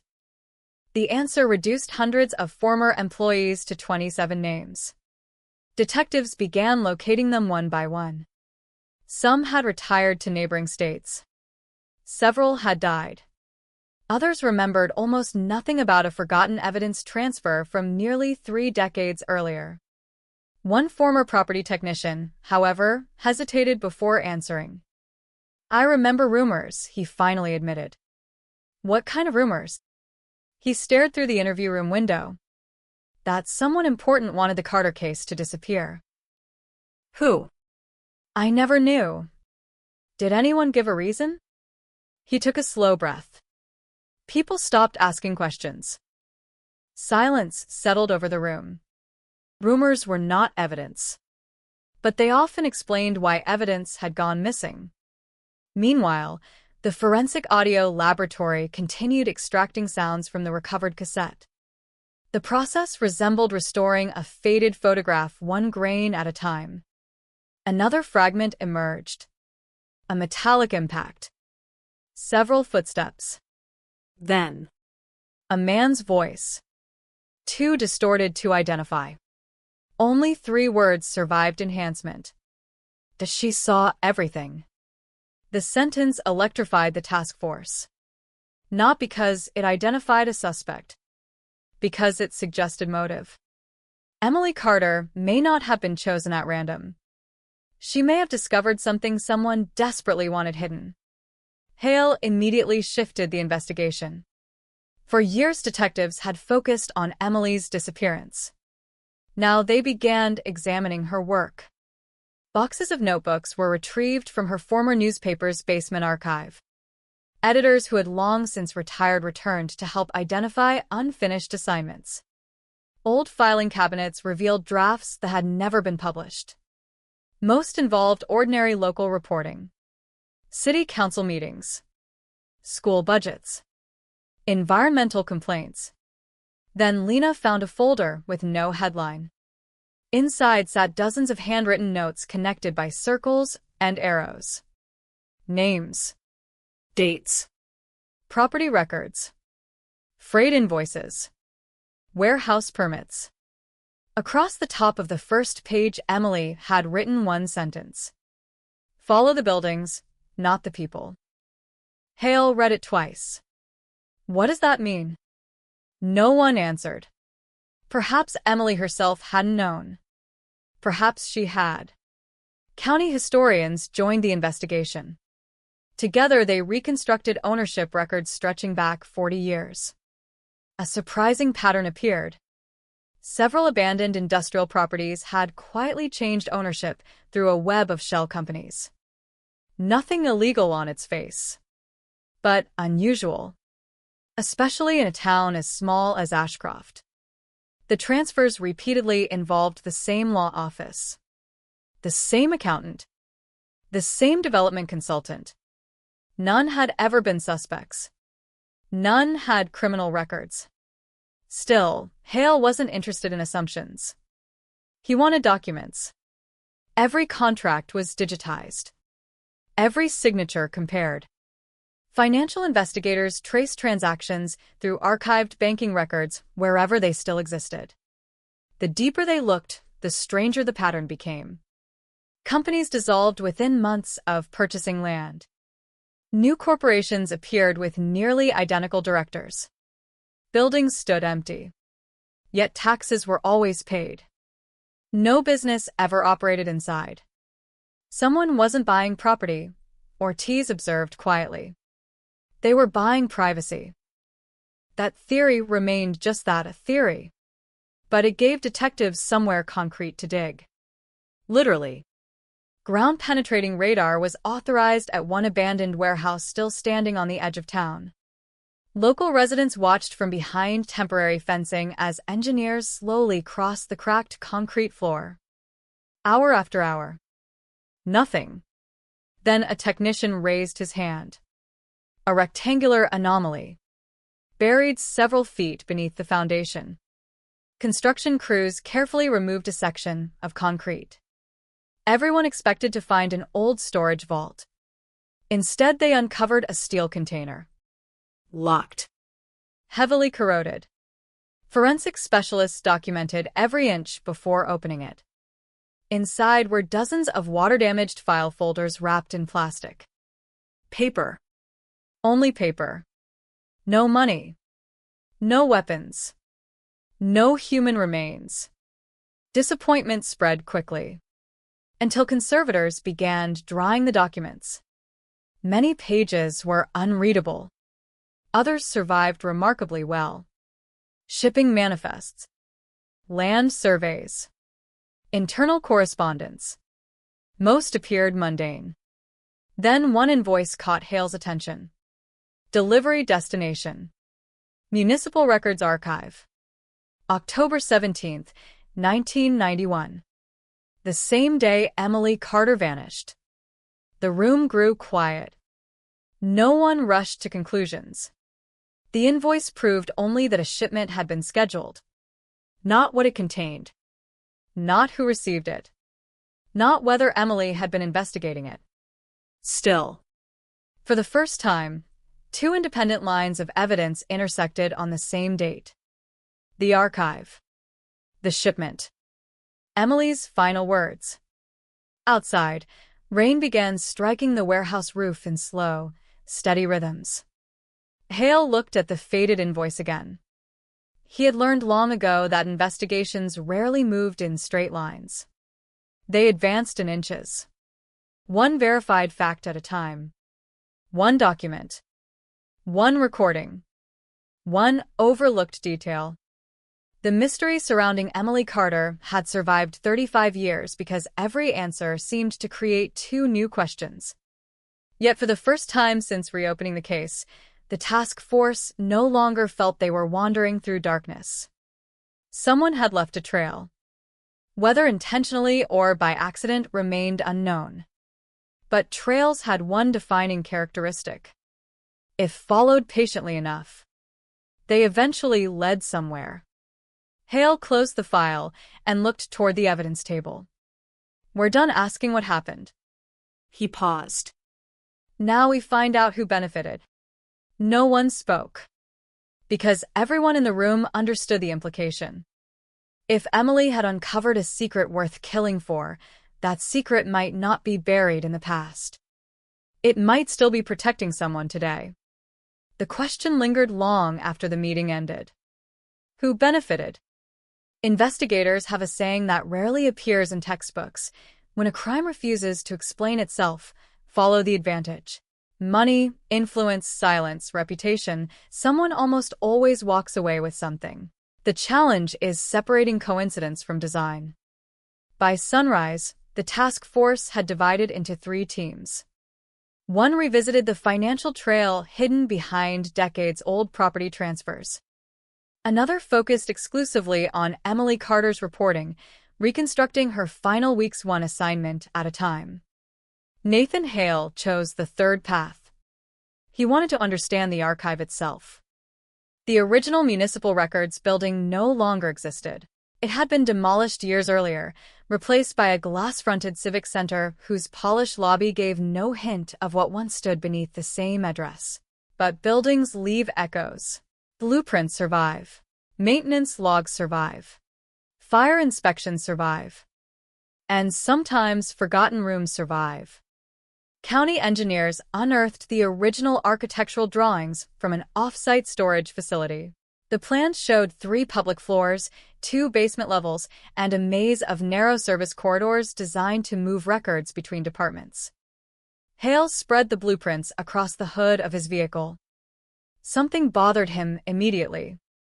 The measurements didn't add up. A hallway shown on the construction plan simply ended. No office. No storage room. Just a blank rectangle surrounded by concrete walls. Printing mistake, one engineer suggested. Hale measured the dimensions again. No. He traced the lines with his finger. Someone built around something. Permission was granted to examine the foundations during scheduled maintenance beneath the civic center. Just after midnight, a small forensic team descended into the service tunnels carrying laser scanners, thermal cameras, and portable lights. Dust coated every pipe. The air smelled of damp concrete and rust. Everything appeared exactly as decades of maintenance records described. Until Ortiz stopped walking. Listen. The group froze. A hollow sound echoed beneath her boots. She struck the floor lightly with the handle of her flashlight. Concrete answered with a different tone than the surrounding slab. Solid. Then empty. Construction crews returned before dawn. By late afternoon, they had removed a square section of flooring no larger than a dining table. Beneath it lay a steel hatch. No markings. No lock. Just a recessed handle nearly invisible beneath layers of concrete dust. The hatch resisted at first. Then, with a deep metallic groan, it opened. Cold air drifted upward. The staircase below disappeared into darkness. Every step was photographed before anyone descended. The chamber measured roughly 20 feet by 30. Shelving lined the walls. Most of it stood empty. But scattered across the floor were hundreds of deteriorated document boxes collapsed beneath years of moisture. "This wasn't on any official plan," Ortiz whispered. "No," Hale replied. "It wasn't supposed to be." Recovery specialists spent 2 days removing every surviving document. Most had been destroyed by water. Tax records, permit applications, routine municipal correspondence. Nothing that explained why the room had been concealed. Then another discovery changed the direction of the investigation. Tucked inside a rusted filing cabinet was a leather-bound appointment ledger. Unlike the surrounding papers, it had been wrapped in wax canvas. Protected. Deliberately. Each page listed dates, initials, and room numbers. No names. No explanations. Just coded entries spanning almost 12 years. At first glance, the ledger appeared meaningless. Until forensic accountant Priya Shah noticed a pattern. Every date matched a property transfer already identified during the financial investigation. The room fell silent. Independent pieces of the puzzle were beginning to overlap. Not enough for conclusions. Enough for questions. Hale ordered the ledger digitized. Software mapped every recurring set of initials. One combination appeared more frequently than all the others. CH. No one recognized it. Not from police files. Not from city employment records. Not from Emily's notes. A dead end. Or another doorway waiting to be opened. Meanwhile, technicians completed restoration of one more section from Emily's cassette. The improvement lasted barely 4 seconds. Yet those 4 seconds carried more information than the previous hour of enhanced audio. A door slammed. A woman gasped. Then Emily's voice, clearer than before. "If these records disappear." The sentence broke beneath electronic distortion. Another voice interrupted. "Come. Mail." Too damaged for identification. Already too late. The recording ended with rapid footsteps. Nothing more. No scream. No gunshot. No unmistakable indication of what happened next. Only absence. For Hale, the recording confirmed one critical point. Emily had not been making random accusations. She was talking about records. Documents. Archives. The very subjects dominating the reopened investigation. By the end of the week, the existence of the hidden basement could no longer remain confidential. Construction workers had talked. Local reporters noticed unusual activity beneath the Civic Center. Within hours, satellite trucks crowded the streets surrounding the square. Questions multiplied faster than answers. What was found? Was the room connected to Emily Carter? Is someone about to be arrested? Hale refused every interview. The investigation is active. Nothing more. Nothing less. The silence frustrated reporters. It also frustrated someone else. Just after midnight on Friday, the task force server detected an unauthorized login attempt. Not sophisticated. Not random. Someone entered the correct case number before being blocked by the security system. An hour later, a second attempt originated from a different location. Then a third. Cyber investigators traced the activity through layers of anonymous routing. Most of the trail vanished overseas. One connection did not. It originated less than 12 miles from the sheriff's office. Someone nearby wanted access to a file officially known only to a handful of investigators. The timing was impossible to ignore. Hale gathered the team before sunrise. "We've been assuming we're investigating history." He looked around the room. What if history has been watching us investigate? No one answered immediately, because everyone had reached the same conclusion. If their work was attracting attention now, then whatever Emily had uncovered 35 years earlier might still matter. Enough to make someone nervous. Enough to make someone careless. Outside, Ashcroft carried on with its ordinary routines. Coffee shops opened. School buses rolled through quiet neighborhoods. Morning joggers crossed the town square without noticing the unmarked sedan parked across the street. Inside, Hale watched a live feed from the vehicle's cameras. Not because he expected dramatic action.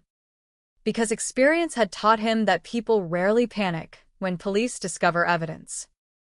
They panic when police discover the right evidence. And somewhere in the growing mountain of recovered documents, restored recordings, and forgotten ledgers, the task force was getting dangerously close to understanding why Emily Carter's final words had pointed not to a person, but to an archive. The first mistake came 48 hours later. Not from the investigators. From whoever had been watching them. At 2:17 a.m., the motion sensors inside the temporary evidence facility activated for exactly 6 seconds. The exterior cameras showed nothing unusual. No broken windows. No forced doors.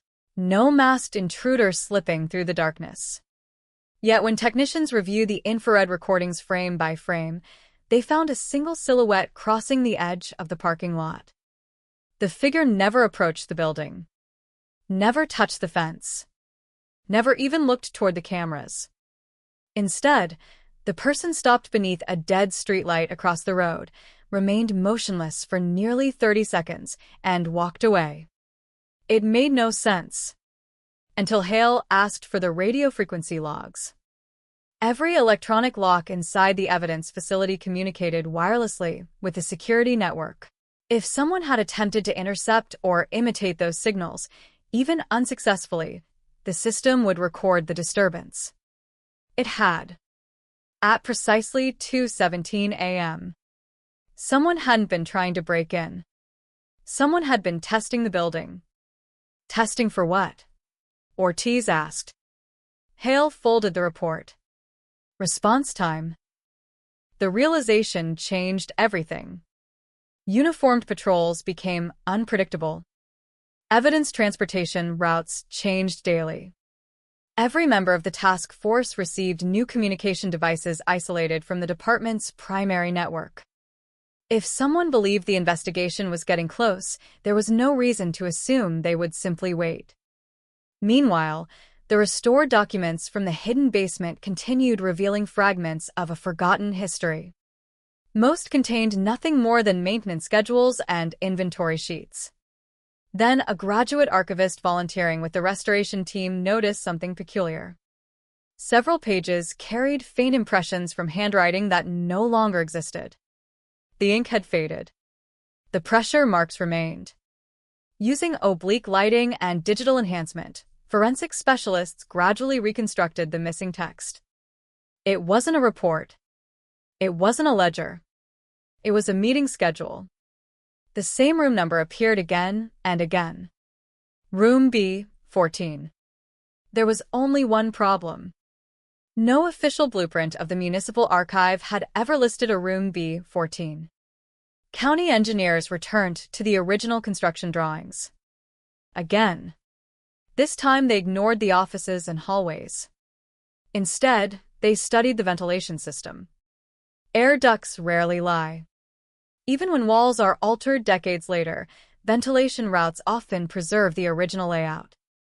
An engineer traced one forgotten branch of ductwork ending inside a section of concrete that, according to every official record, contained nothing at all.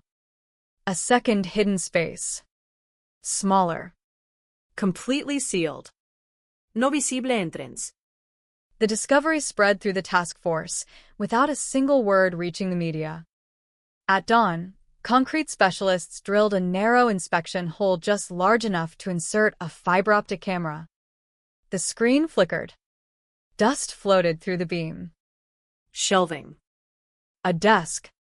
Metal filing cabinets. An untouched office. No one had entered it for decades. The room looked exactly as though its occupant had simply stood up one afternoon and never returned. Opening the chamber required another 12 hours. Every step was documented. Every tool cataloged. When the wall finally gave way, stale air rolled into the corridor carrying the unmistakable smell of old paper. Nothing had moved in 35 years. A calendar still hung on one wall. Its pages remained open to October. On the desk sat a coffee mug. Beside it rested a mechanical pencil and a stack of index cards arranged with almost obsessive precision. No skeleton. No dramatic revelation. Just silence. The kind preserved only by time. Forensic teams entered slowly, photographing everything before a single object was touched. Then Ortiz noticed the bulletin board. Most of the pinned documents had yellowed beyond recognition. One map remained readable. Ashcroft. Covered with colored pins connected by red thread. Not random. Every location matched a property already identified during Emily Carter's investigation. The same warehouses. The same vacant lots. The same shell company addresses. Whoever had occupied room B14 had been tracking the exact pattern Emily had been following. But why? In the bottom drawer of the desk, investigators found a locked steel box. Unlike everything else in the room, it showed almost no corrosion. Someone had intended it to survive.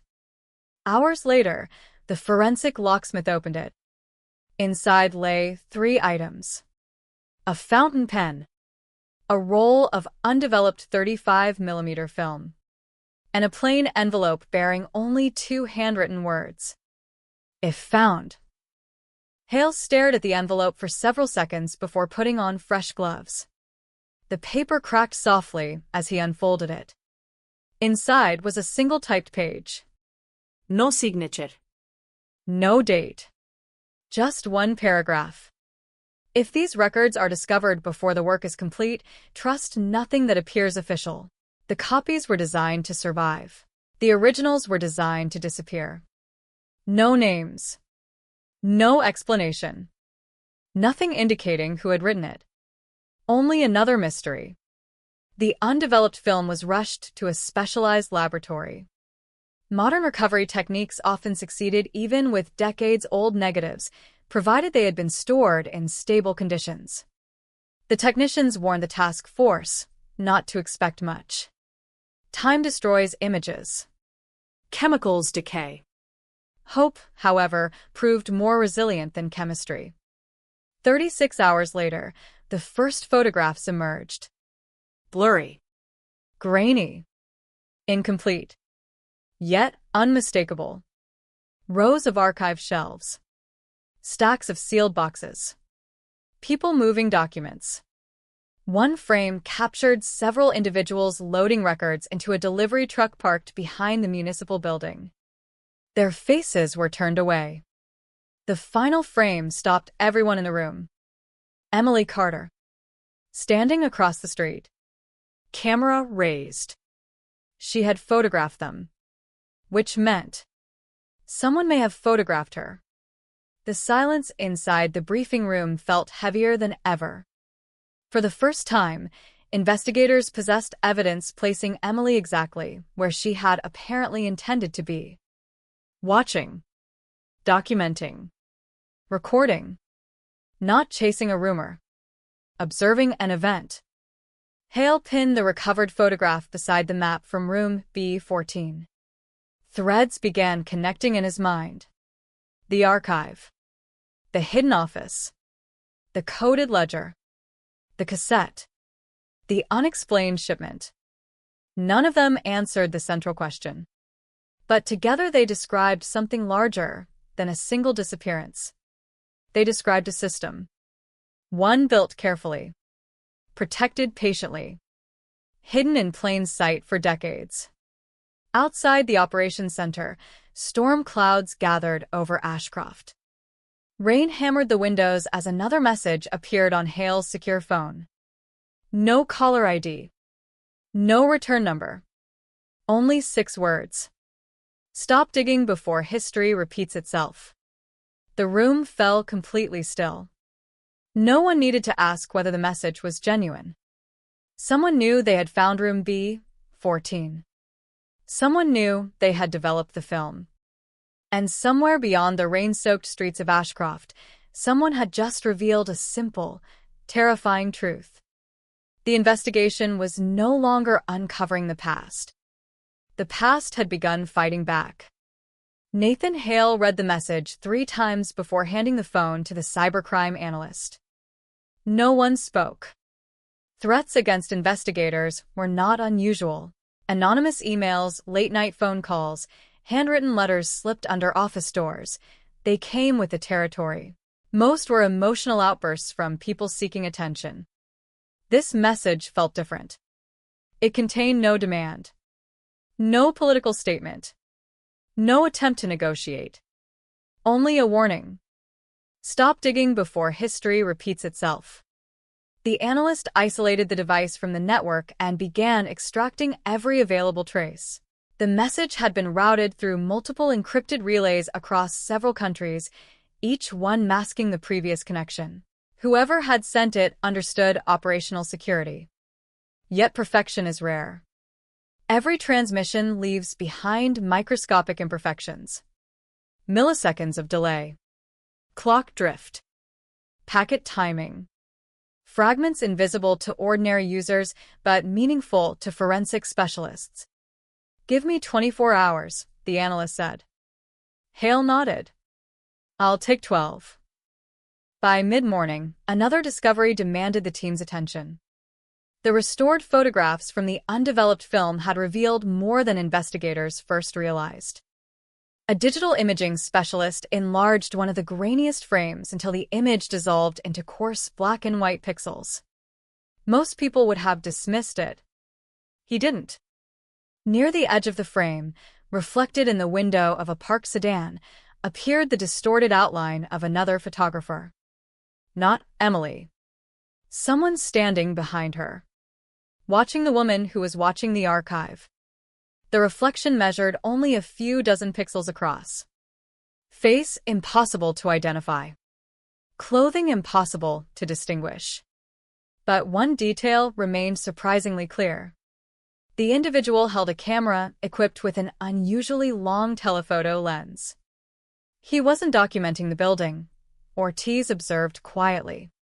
He was documenting Emily. The room fell silent.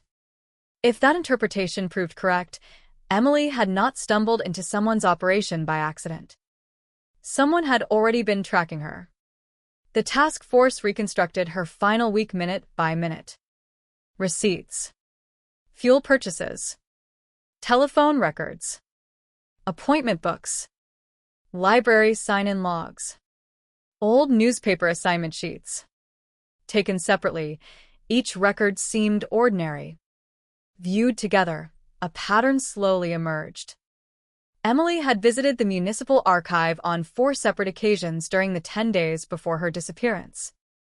Each visit lasted less than 30 minutes. Each occurred shortly before closing time.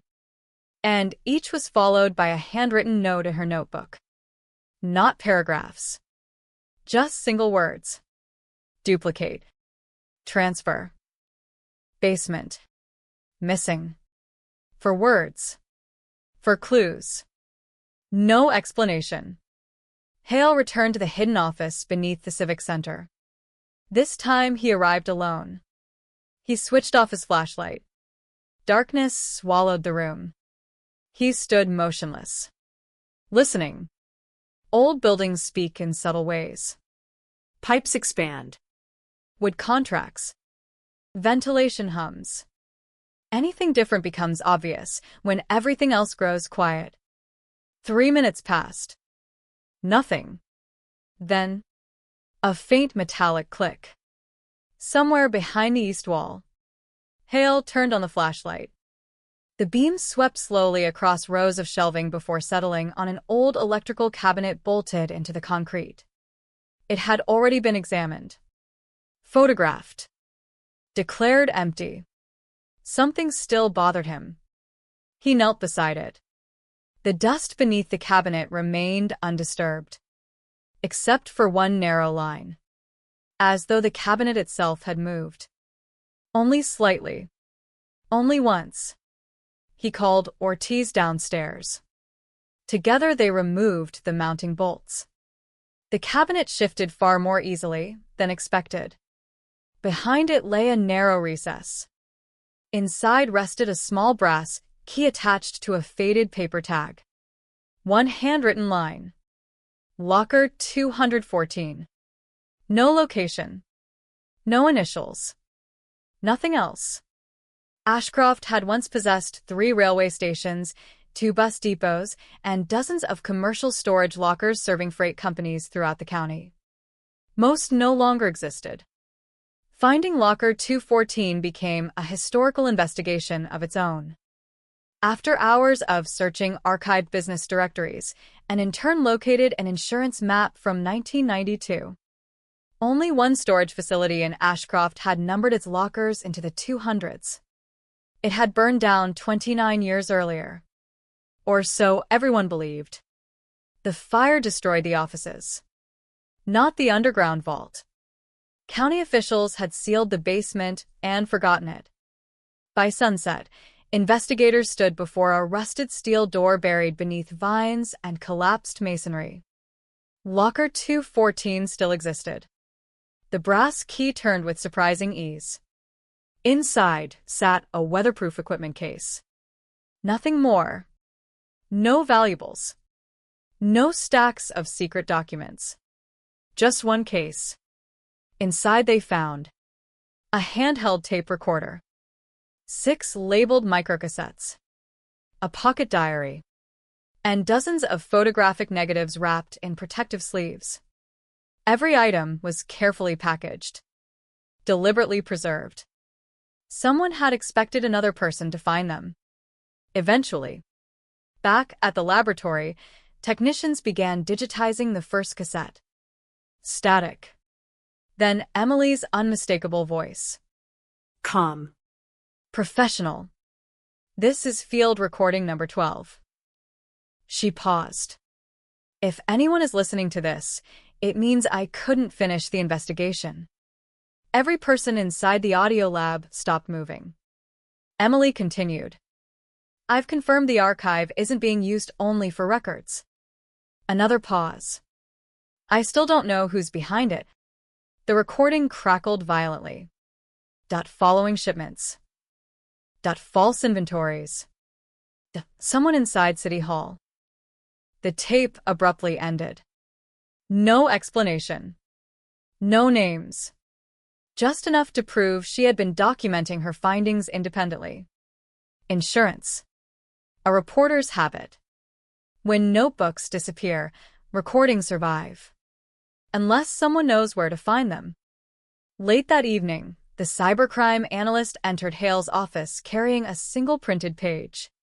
I couldn't identify the sender. Hale looked up. But I identified where the message was composed. He placed the paper on the desk. The signal originated inside Ashcroft. Hale frowned. We already knew that. The analyst nodded. No. He tapped one highlighted coordinate. Inside the old municipal archive. The words hung in the air. Impossible. The building had been demolished years ago.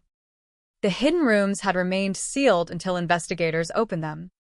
There should have been no functioning electronics beneath the foundation. No wireless equipment. No one inside. Yet the signal map insisted otherwise. Someone, or something transmitting on someone's behalf, had been physically present beneath the Civic Center at the exact moment the warning message was sent. Hale slowly folded the report. Seal every entrance. Already done. Search the tunnels again. They're searching now. And tell them this. He stood, staring toward the rain-covered window. They're no longer looking for evidence. He turned back to the room. They're looking for a person. Somewhere beneath the quiet streets of Ashcroft, hidden beneath layers of concrete, forgotten blueprints, and 35 years of silence, investigators were no longer chasing the shadow of an old conspiracy. For the first time since Emily Carter vanished, they had reason to believe they were not alone. The search teams entered the underground service network at 11:18 p.m. No dramatic countdown. No television cameras. Just 8 investigators, 2 structural engineers, 3 forensic technicians, and a floor plan that had already proven itself incomplete more than once. The tunnels beneath the Civic Center stretched farther than anyone outside the facilities department realized. Some passages carried utility lines installed decades apart. Others had been abandoned after renovations, their entrances sealed behind concrete walls and forgotten in updated blueprints. The task force advanced slowly. Every doorway was photographed. Every footprint was measured before anyone stepped past it. The air felt strangely still. Then Officer Grant motioned toward the floor. Dust. Everyone stopped. Across the concrete lay a series of fresh impressions. Not boot prints. Not tire marks. Drag marks. Something heavy had been pulled through the corridor recently. Hale crouched beside them. The grooves were shallow but unmistakable. Whatever had been moved had rubber wheels. A cart. The marks disappeared around a corner leading toward an old maintenance junction. The team followed. 50 yards later, the trail ended. Or appeared to. The corridor simply stopped at a brick wall. One of the engineers examined it with a flashlight. Different mortar. He ran his fingers across the joints. This section was sealed years after the rest.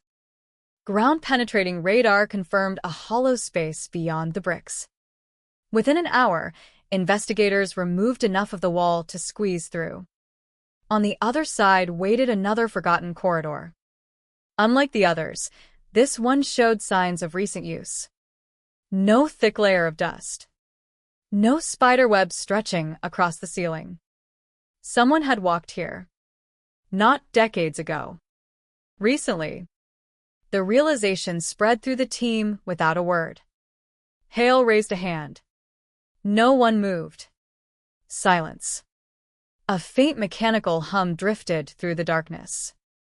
Electricity. Somewhere ahead. The corridor opened into a compact operations room no larger than a 2-car garage. Portable shelves lined the walls. A folding table stood in the center.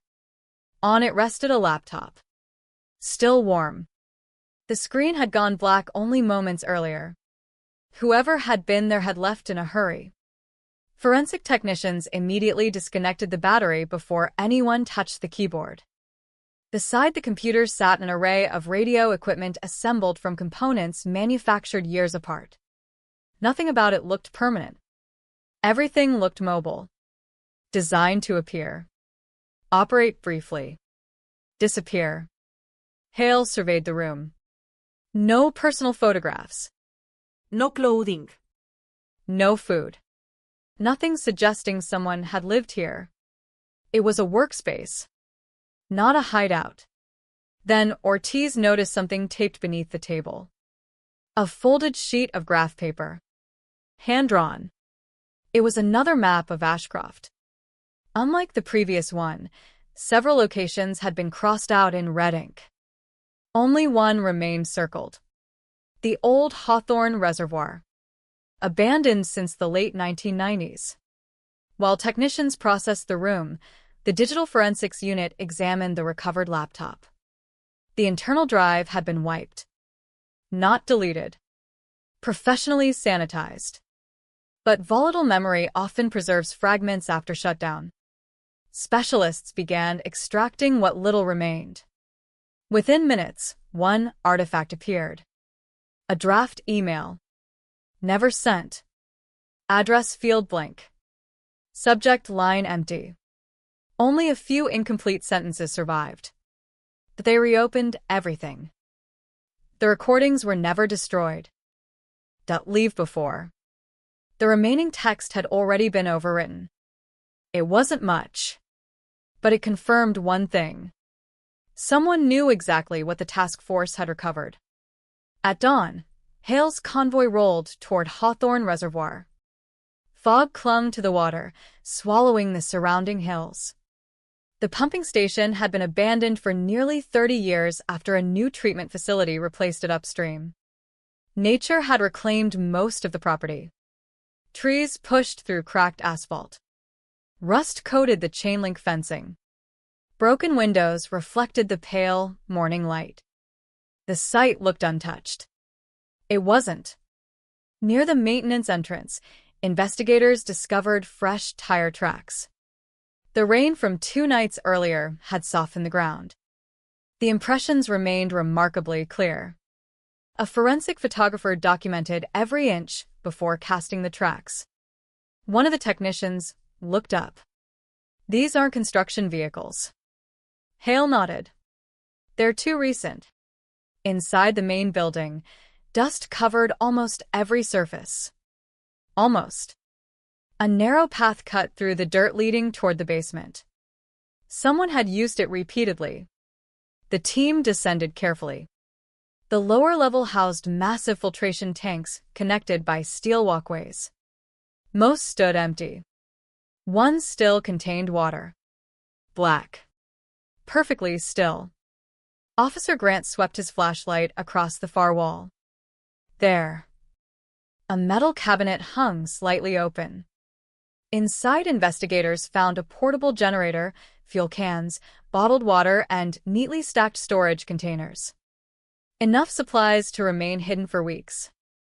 Whoever had occupied the underground room beneath the Civic Center had prepared a second location.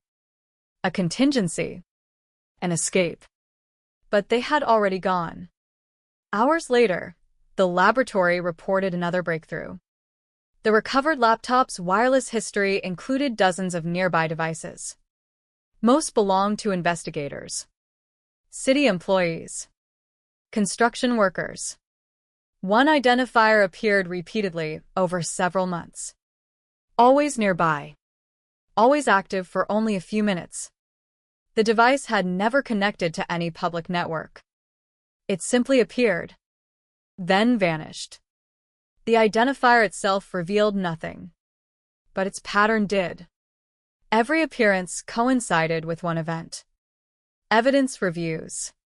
Someone had been monitoring the investigation from the beginning. Not 35 years ago. Now. That evening, Hale gathered the task force around the operations board. Photographs covered the walls. Emily's notes. The hidden office. Locker 214. The restored audio recordings. The underground operations room. The reservoir. Red strings connected locations across Ashcroft. For days they had been asking what linked the evidence. Tonight Hale asked a different question. What if we're looking in the wrong direction? The room fell silent. He pointed to Emily's first recovered recording. She kept talking about records. Then to the hidden office. Not people. Then to the warehouse documents.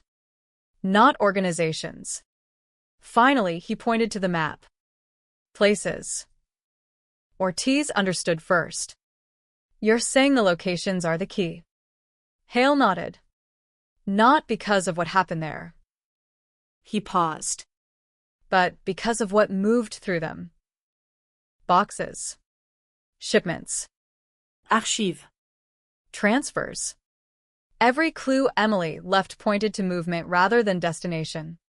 The investigation wasn't about one building. It was about a route. A system. A network stretching across Ashcroft for reasons still unknown. Before anyone could respond, the secure phone on the conference table vibrated. No ringtone. No caller identification. Only a single incoming file. A photograph. Black and white. Taken decades earlier. Emily Carter stood in the foreground, camera hanging from her shoulder. She was smiling. Completely unaware. Far behind her, reflected in the glass door of a parked truck. A man stared directly into the lens. Unlike the earlier reflection, this image was astonishingly clear. Not clear enough to identify with certainty. but clear enough to recognize one unsettling detail. He wasn't looking at the building. He wasn't looking at the street. He was looking only at Emily. As if he already knew. She had become the next chapter in a story that had begun long before she ever started asking questions. The photograph changed the pace of the investigation. Not because it identified the man. It didn't. Facial recognition returned nothing conclusive. The image was too old, the angle imperfect, the lighting uneven. Modern software generated possibilities, not certainty, and Hale had no interest in building a case on statistical guesses. Instead, he focused on something everyone else had overlooked. The truck. Not the man reflected in its window. The vehicle itself. Every commercial truck carries a history written in details most people never notice.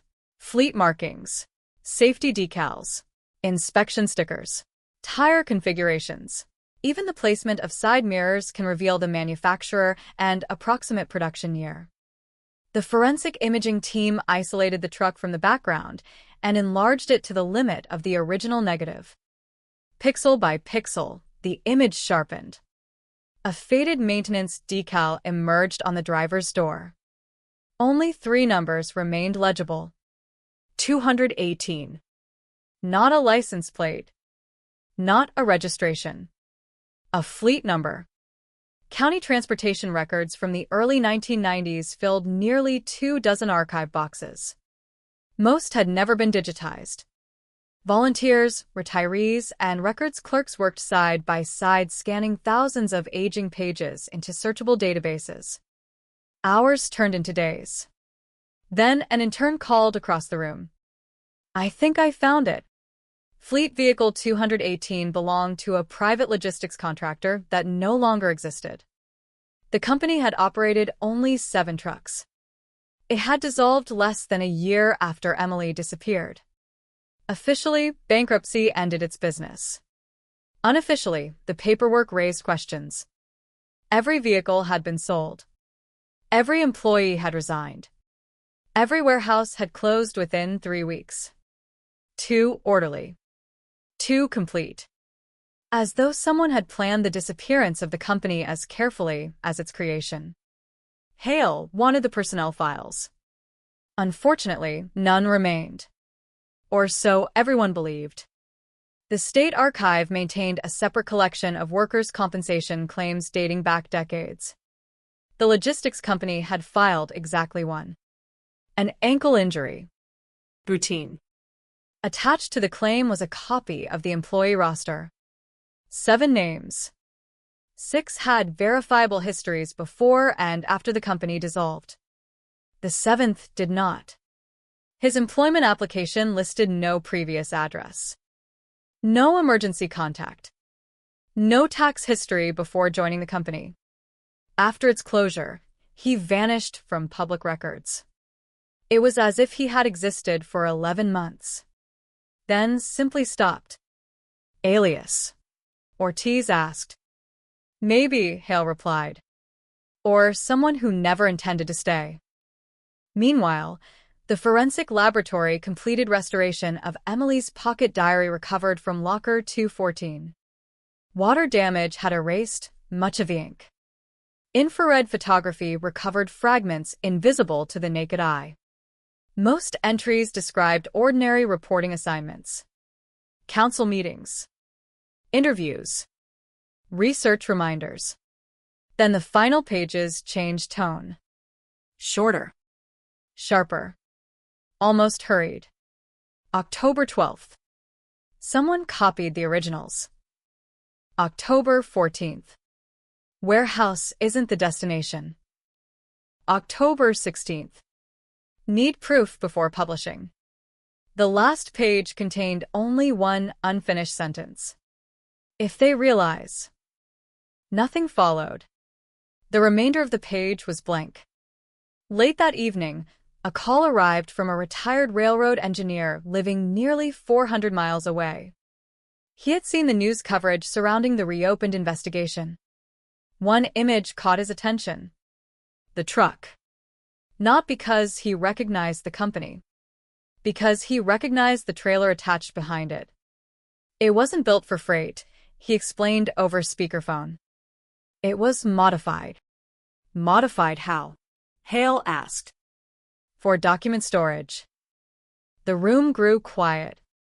The engineer described insulated interiors, humidity controls, reinforced shelving, specialized trailers occasionally used to transport historical records between government facilities before widespread digital archiving. Those trailers weren't common. How many? In this state. A pause. Maybe 4. The task force immediately expanded its search. Archive procurement contracts identified every agency that had leased climate-controlled record trailers during the late 1980s and early 1990s. One contract stood out. Issued only weeks before Emily vanished.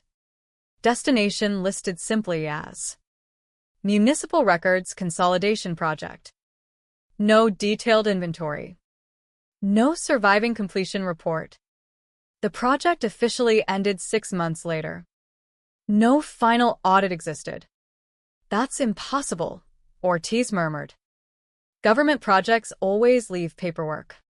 Hale looked at the missing audit line. Unless the paperwork was the project. The cybercrime analyst interrupted the meeting, carrying another report. We finally tracked the anonymous messages. Everyone turned. Not the sender. He hesitated. The equipment. He placed a circuit board on the table. The transmitter recovered from the underground operations room contained one distinctive component manufactured for only a single government communications contract 28 years earlier. Rare. Highly specialized. Nearly impossible to purchase legally after production ended. Only 16 units had ever been distributed. Every recipient agency still existed. The implications were impossible to ignore. Someone had access to equipment that should have remained locked inside official inventories for decades. Whether stolen, forgotten, or deliberately removed remained unknown.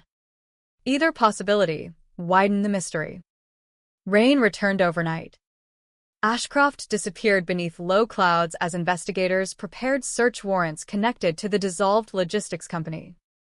One warehouse remained standing 50 miles outside town. Abandoned. Scheduled for demolition the following month. The owner granted immediate access. Inside, decades of dust-covered empty loading bays. Broken skylights filled the building with pale afternoon light. Most investigators expected another disappointment. Then Officer Grant noticed the floor. Rectangular outlines.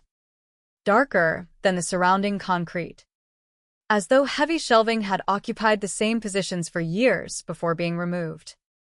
Forensic light sources revealed faint scrape marks leading toward the rear wall. Another hidden compartment? Not this time. The wall concealed a freight elevator. Powerless. Rusted. Stuck between floors. Engineers manually lowered the platform. Beneath it lay a maintenance shaft. At the bottom, boxes. Dozens of them. Waterproof. Unopened. Each carried identical inventory labels. Municipal Records Consolidation Project. No dates. No department names. Only sequential numbers. The excitement inside the warehouse was immediate but controlled. Every box was photographed before being moved. Every seal documented. When the first container was opened, investigators found exactly what the labels promised. Records. Thousands upon thousands of records. Birth certificates. Property deeds. Court filings. Engineering surveys. Tax ledgers. Entire sections of municipal history thought lost decades earlier. Emily had been right. Documents had disappeared. Not destroyed. Relocated. Hidden. But why? Hale lifted one faded folder from the box. Inside, tucked between routine paperwork, rested a single photograph. Not an official document. A candid snapshot. Several men unloading archive boxes behind the municipal building. The date stamped across the corner read, October 17th, 1991. Emily's final day. One face in the photograph turned toward the camera. Not clearly. Not enough for immediate identification. But enough to reveal something startling. He was wearing the same distinctive jacket visible in the reflection from Emily's recovered photograph. For the first time, two separate pieces of evidence, created independently, stored separately, and discovered decades apart, appeared to capture the same unidentified individual. No one celebrated. Not yet. Evidence was beginning to converge. But convergence was not proof. Still, as Hale carefully sealed the photograph inside a protective evidence sleeve, he couldn't escape the feeling that 35 years of scattered fragments were finally assembling into a single picture. The only question left was whether the picture would reveal a forgotten crime, or expose a secret that someone had spent decades ensuring would never be seen again. For the first time since the task force reopened the file, the investigation possessed something it had never truly had before. Momentum. Not speculation. Not rumor. Momentum built from independent pieces of evidence beginning to support one another. The recovered documents. The hidden office. The warehouse. The photographs. The recordings. Each discovery no longer stood alone. They were beginning to describe the outline of an operation whose purpose remained unclear, but whose existence could no longer be dismissed as coincidence. Even so, Hale reminded everyone of a rule posted on the whiteboard at the front of the operations room. Evidence first, theory second. The words had become something of a ritual. Every morning began with the same reminder. Every evening ended with the same question. What do we actually know? Anything that could not be answered with a document, a verified recording, or a physical exhibit was placed in a separate column labeled unconfirmed. The second column was growing more slowly. That was exactly how Hale wanted it. The warehouse records soon presented investigators with an unexpected problem. There were simply too many of them. More than 20,000 individual files had been recovered, each requiring cataloging before anyone could determine whether it held investigative value. Archivists, historians, and forensic accountants joined the effort. Temporary workstations filled an unused conference hall inside the Civic Center. Day after day, scanners hummed without pause. Every page became a searchable image. Every handwritten annotation was indexed. Every photograph received its own evidence number. The process was painstaking. But somewhere inside that mountain of paper, Emily Carter had believed there was a story worth risking everything to uncover. 3 days into the cataloging effort, forensic accountant Priya Shah noticed a recurring anomaly. Several property files appeared authentic. The signatures matched. The official seals matched. Even the paper stock matched documents produced by the county during the early 1990s. Yet the parcel numbers did not exist. Not anymore. At first, Shaw assumed the county had simply renumbered the lots. Then she checked historical maps. Nothing. The land had never carried those identifiers. Someone had created official-looking records for properties that had no legal existence. Not dozens. Hundreds. The room fell silent as the implications settled in. Fake property files did more than create confusion. They could conceal ownership, delay audits, redirect inspections, or hide activity behind a maze of paperwork that appeared legitimate at first glance. Hale looked across the rows of recovered boxes. Emily wasn't chasing missing documents. He paused. She was chasing false ones. That afternoon, Ortiz made another discovery. Tucked inside a folder marked routine maintenance lay a strip of undeveloped negatives overlooked during the warehouse search. The film laboratory processed them immediately. Unlike previous photographs, these images were remarkably sharp. One showed the loading dock behind the municipal archive. Another captured workers moving stacks of sealed archive boxes. The third image stopped everyone in the room. Emily had photographed herself. Not intentionally. The image appeared to have been taken using a convex security mirror mounted above the loading entrance. Emily stood near the truck with her camera raised. Behind her, two men were carrying a heavy container toward the trailer. One of them suddenly looked directly toward Emily. The expression on his face was impossible to read, but his posture suggested recognition. He had noticed her. The timestamp beneath the photograph indicated it had been taken less than 20 minutes before her final phone call. No one spoke during the evening briefing. The silence wasn't born of fear. It came from discipline. Detectives understood how dangerous assumptions could become. Did the photograph prove the men harmed Emily? No. Did it prove they even spoke to her? No. It proved only one verified fact. Emily had been observed while documenting activity behind the archive. Nothing more. Nothing less. Still, that single fact narrowed the timeline with unprecedented precision. The next morning began with unexpected news. The cybercrime unit had completed reconstruction of deleted fragments recovered from the laptop found beneath the Civic Center. Most files remained beyond recovery. One document survived almost intact. It wasn't correspondence.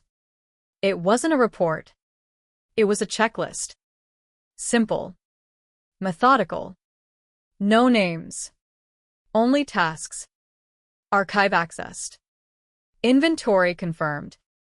Transfer complete. Observer identified. The room became noticeably quieter. Observer identified. The wording stood out immediately. Not reporter. Not witness. Observer. Hale underlined the phrase. Someone was keeping track. Ortiz nodded slowly.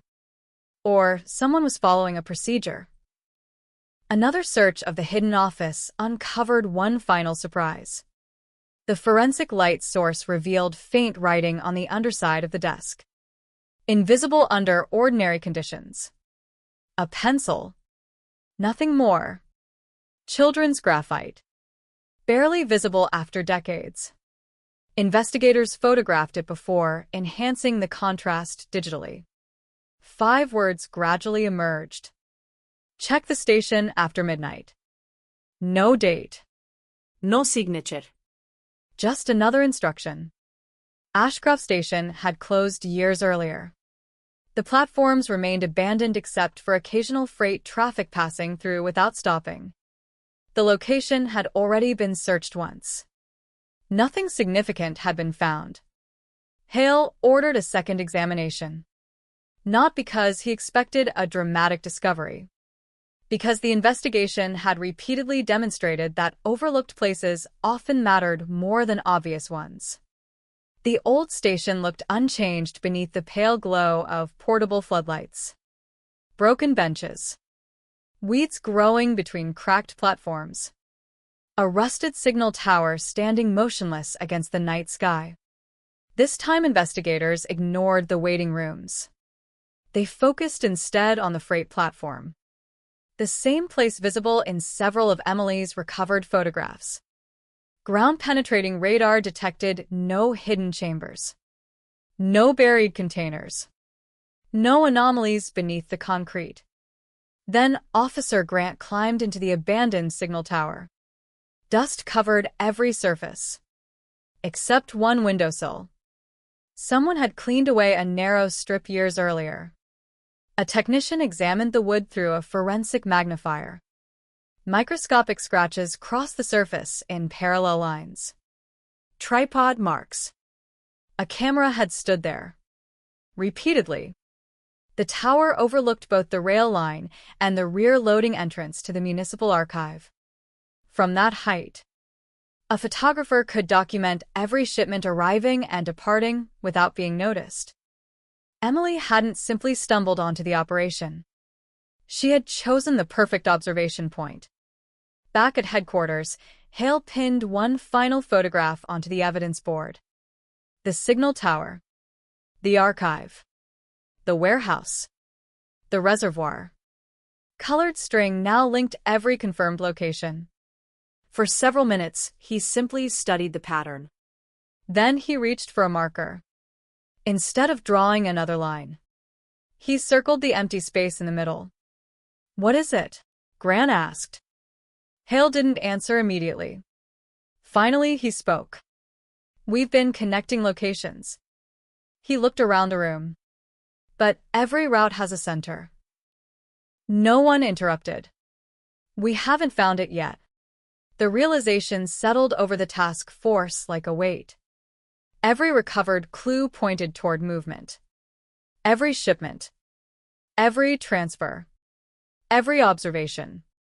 Everything revolved around a place they still hadn't identified. Not the archive. Not the warehouse. Not the station. Something else. Somewhere all those lines eventually met. Outside, dawn began to brighten the streets of Ashcroft. Inside the operations room, investigators faced the evidence board in complete silence. For weeks they had been uncovering the edges of a forgotten system. Now they understood the unsettling truth. They hadn't reached the heart of the mystery. They had only mapped the roads leading toward it. Not with the evidence. With the pattern. He removed every red string. Then every blue one. The board became a collection of isolated locations once again. Instead of reconnecting them chronologically, he connected them by infrastructure. Rail line. Service road. Utility corridor. Storm drainage. Old freight routes. The geometry changed immediately. The lines no longer formed a random web. They converged. Not on a building. On a corridor. A narrow industrial strip running through the eastern edge of Ashcroft, now occupied by a distribution park built less than 15 years earlier. Hale circled the area with a marker. No dramatic revelation. Just a question. What was here before? County planning records provided the answer. Before the redevelopment, the land had housed a freight interchange known as East Junction. It wasn't a station. It wasn't a warehouse. It was a transfer yard, a place where cargo changed hands without remaining in one location for long. The facility had been demolished in the late 1990s after rail traffic declined. Almost nothing remained. Almost. One underground service tunnel had been left in place because removing it would have required closing the active rail line above. The tunnel still existed. Officially abandoned. Officially empty. Engineers met the task force before sunrise. The entrance lay hidden behind a concrete retaining wall covered in vines and decades of graffiti. The steel access door resisted at first before yielding with a grinding groan. A rush of cool air escaped from below. The tunnel stretched into darkness. Unlike the passageways beneath the Civic Center, this one showed no recent maintenance. Dust coated the floor. Water dripped steadily from aging pipes overhead. Yet after only 50 yards, Officer Grant stopped. Fresh footprints. One set. Heading inward. No corresponding prints returning. Every investigator instinctively slowed. The impressions were photographed, measured, and cast before anyone stepped beyond them. Size approximately 11. Heavy hiking boots. Recent. Less than 48 hours old. Whoever had entered the tunnel had done so after the task force announced the discovery of the warehouse documents. Coincidence seemed increasingly unlikely. The tunnel widened into a loading chamber. Old rail carts rested on rusted tracks leading towards sealed freight elevators. Most had collapsed decades earlier. One remained intact. Its steel platform sat halfway between levels, jammed in place by corrosion. A forensic technician swept a flashlight across the concrete. There. A disposable flashlight. Modern.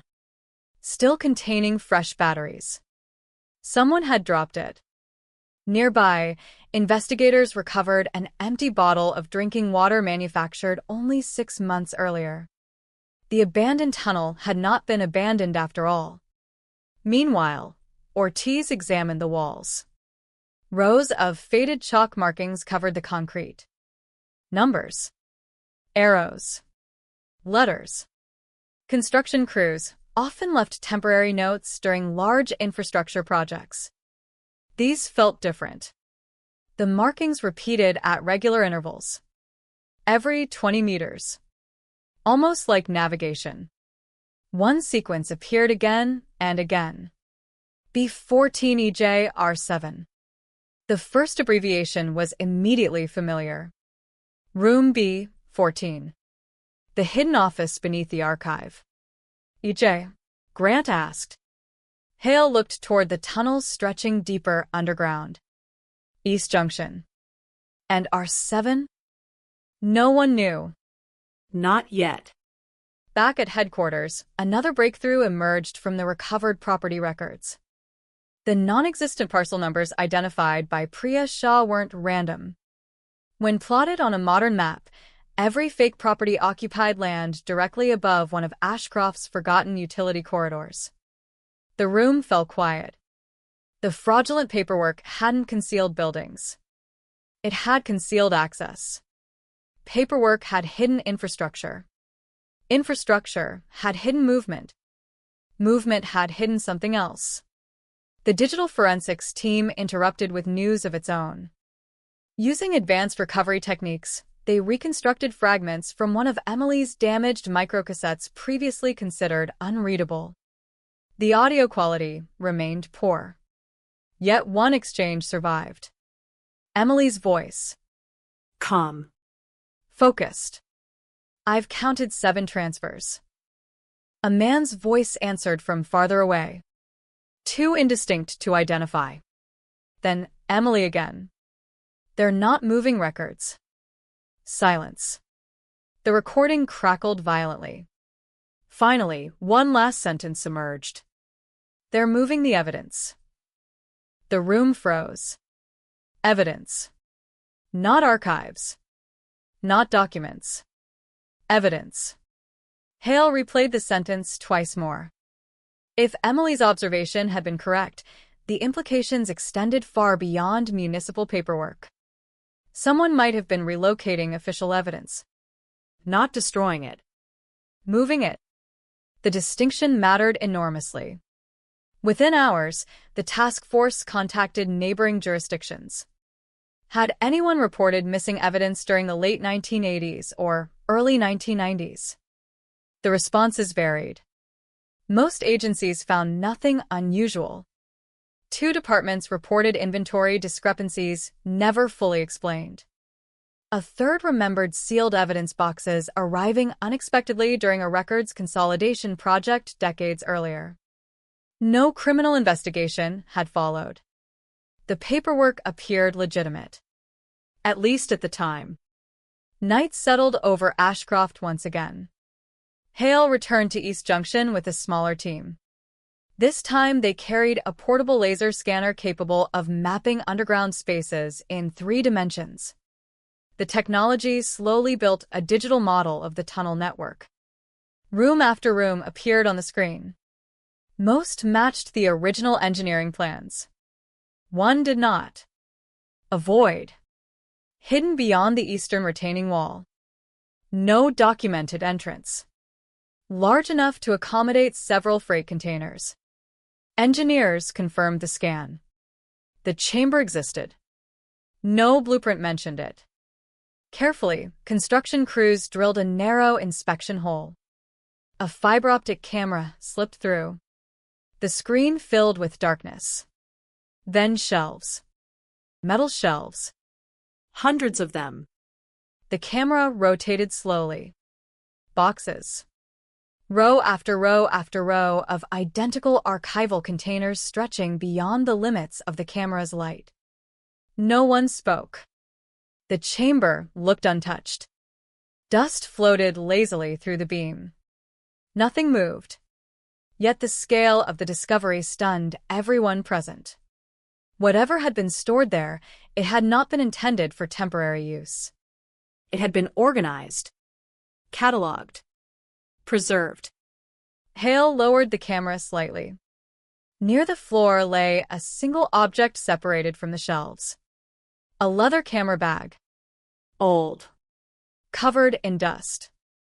The zoom lens captured a small brass nameplate. The lettering was faded, but still readable. E. Carter. For a long moment, the tunnel fell completely silent. No dramatic music.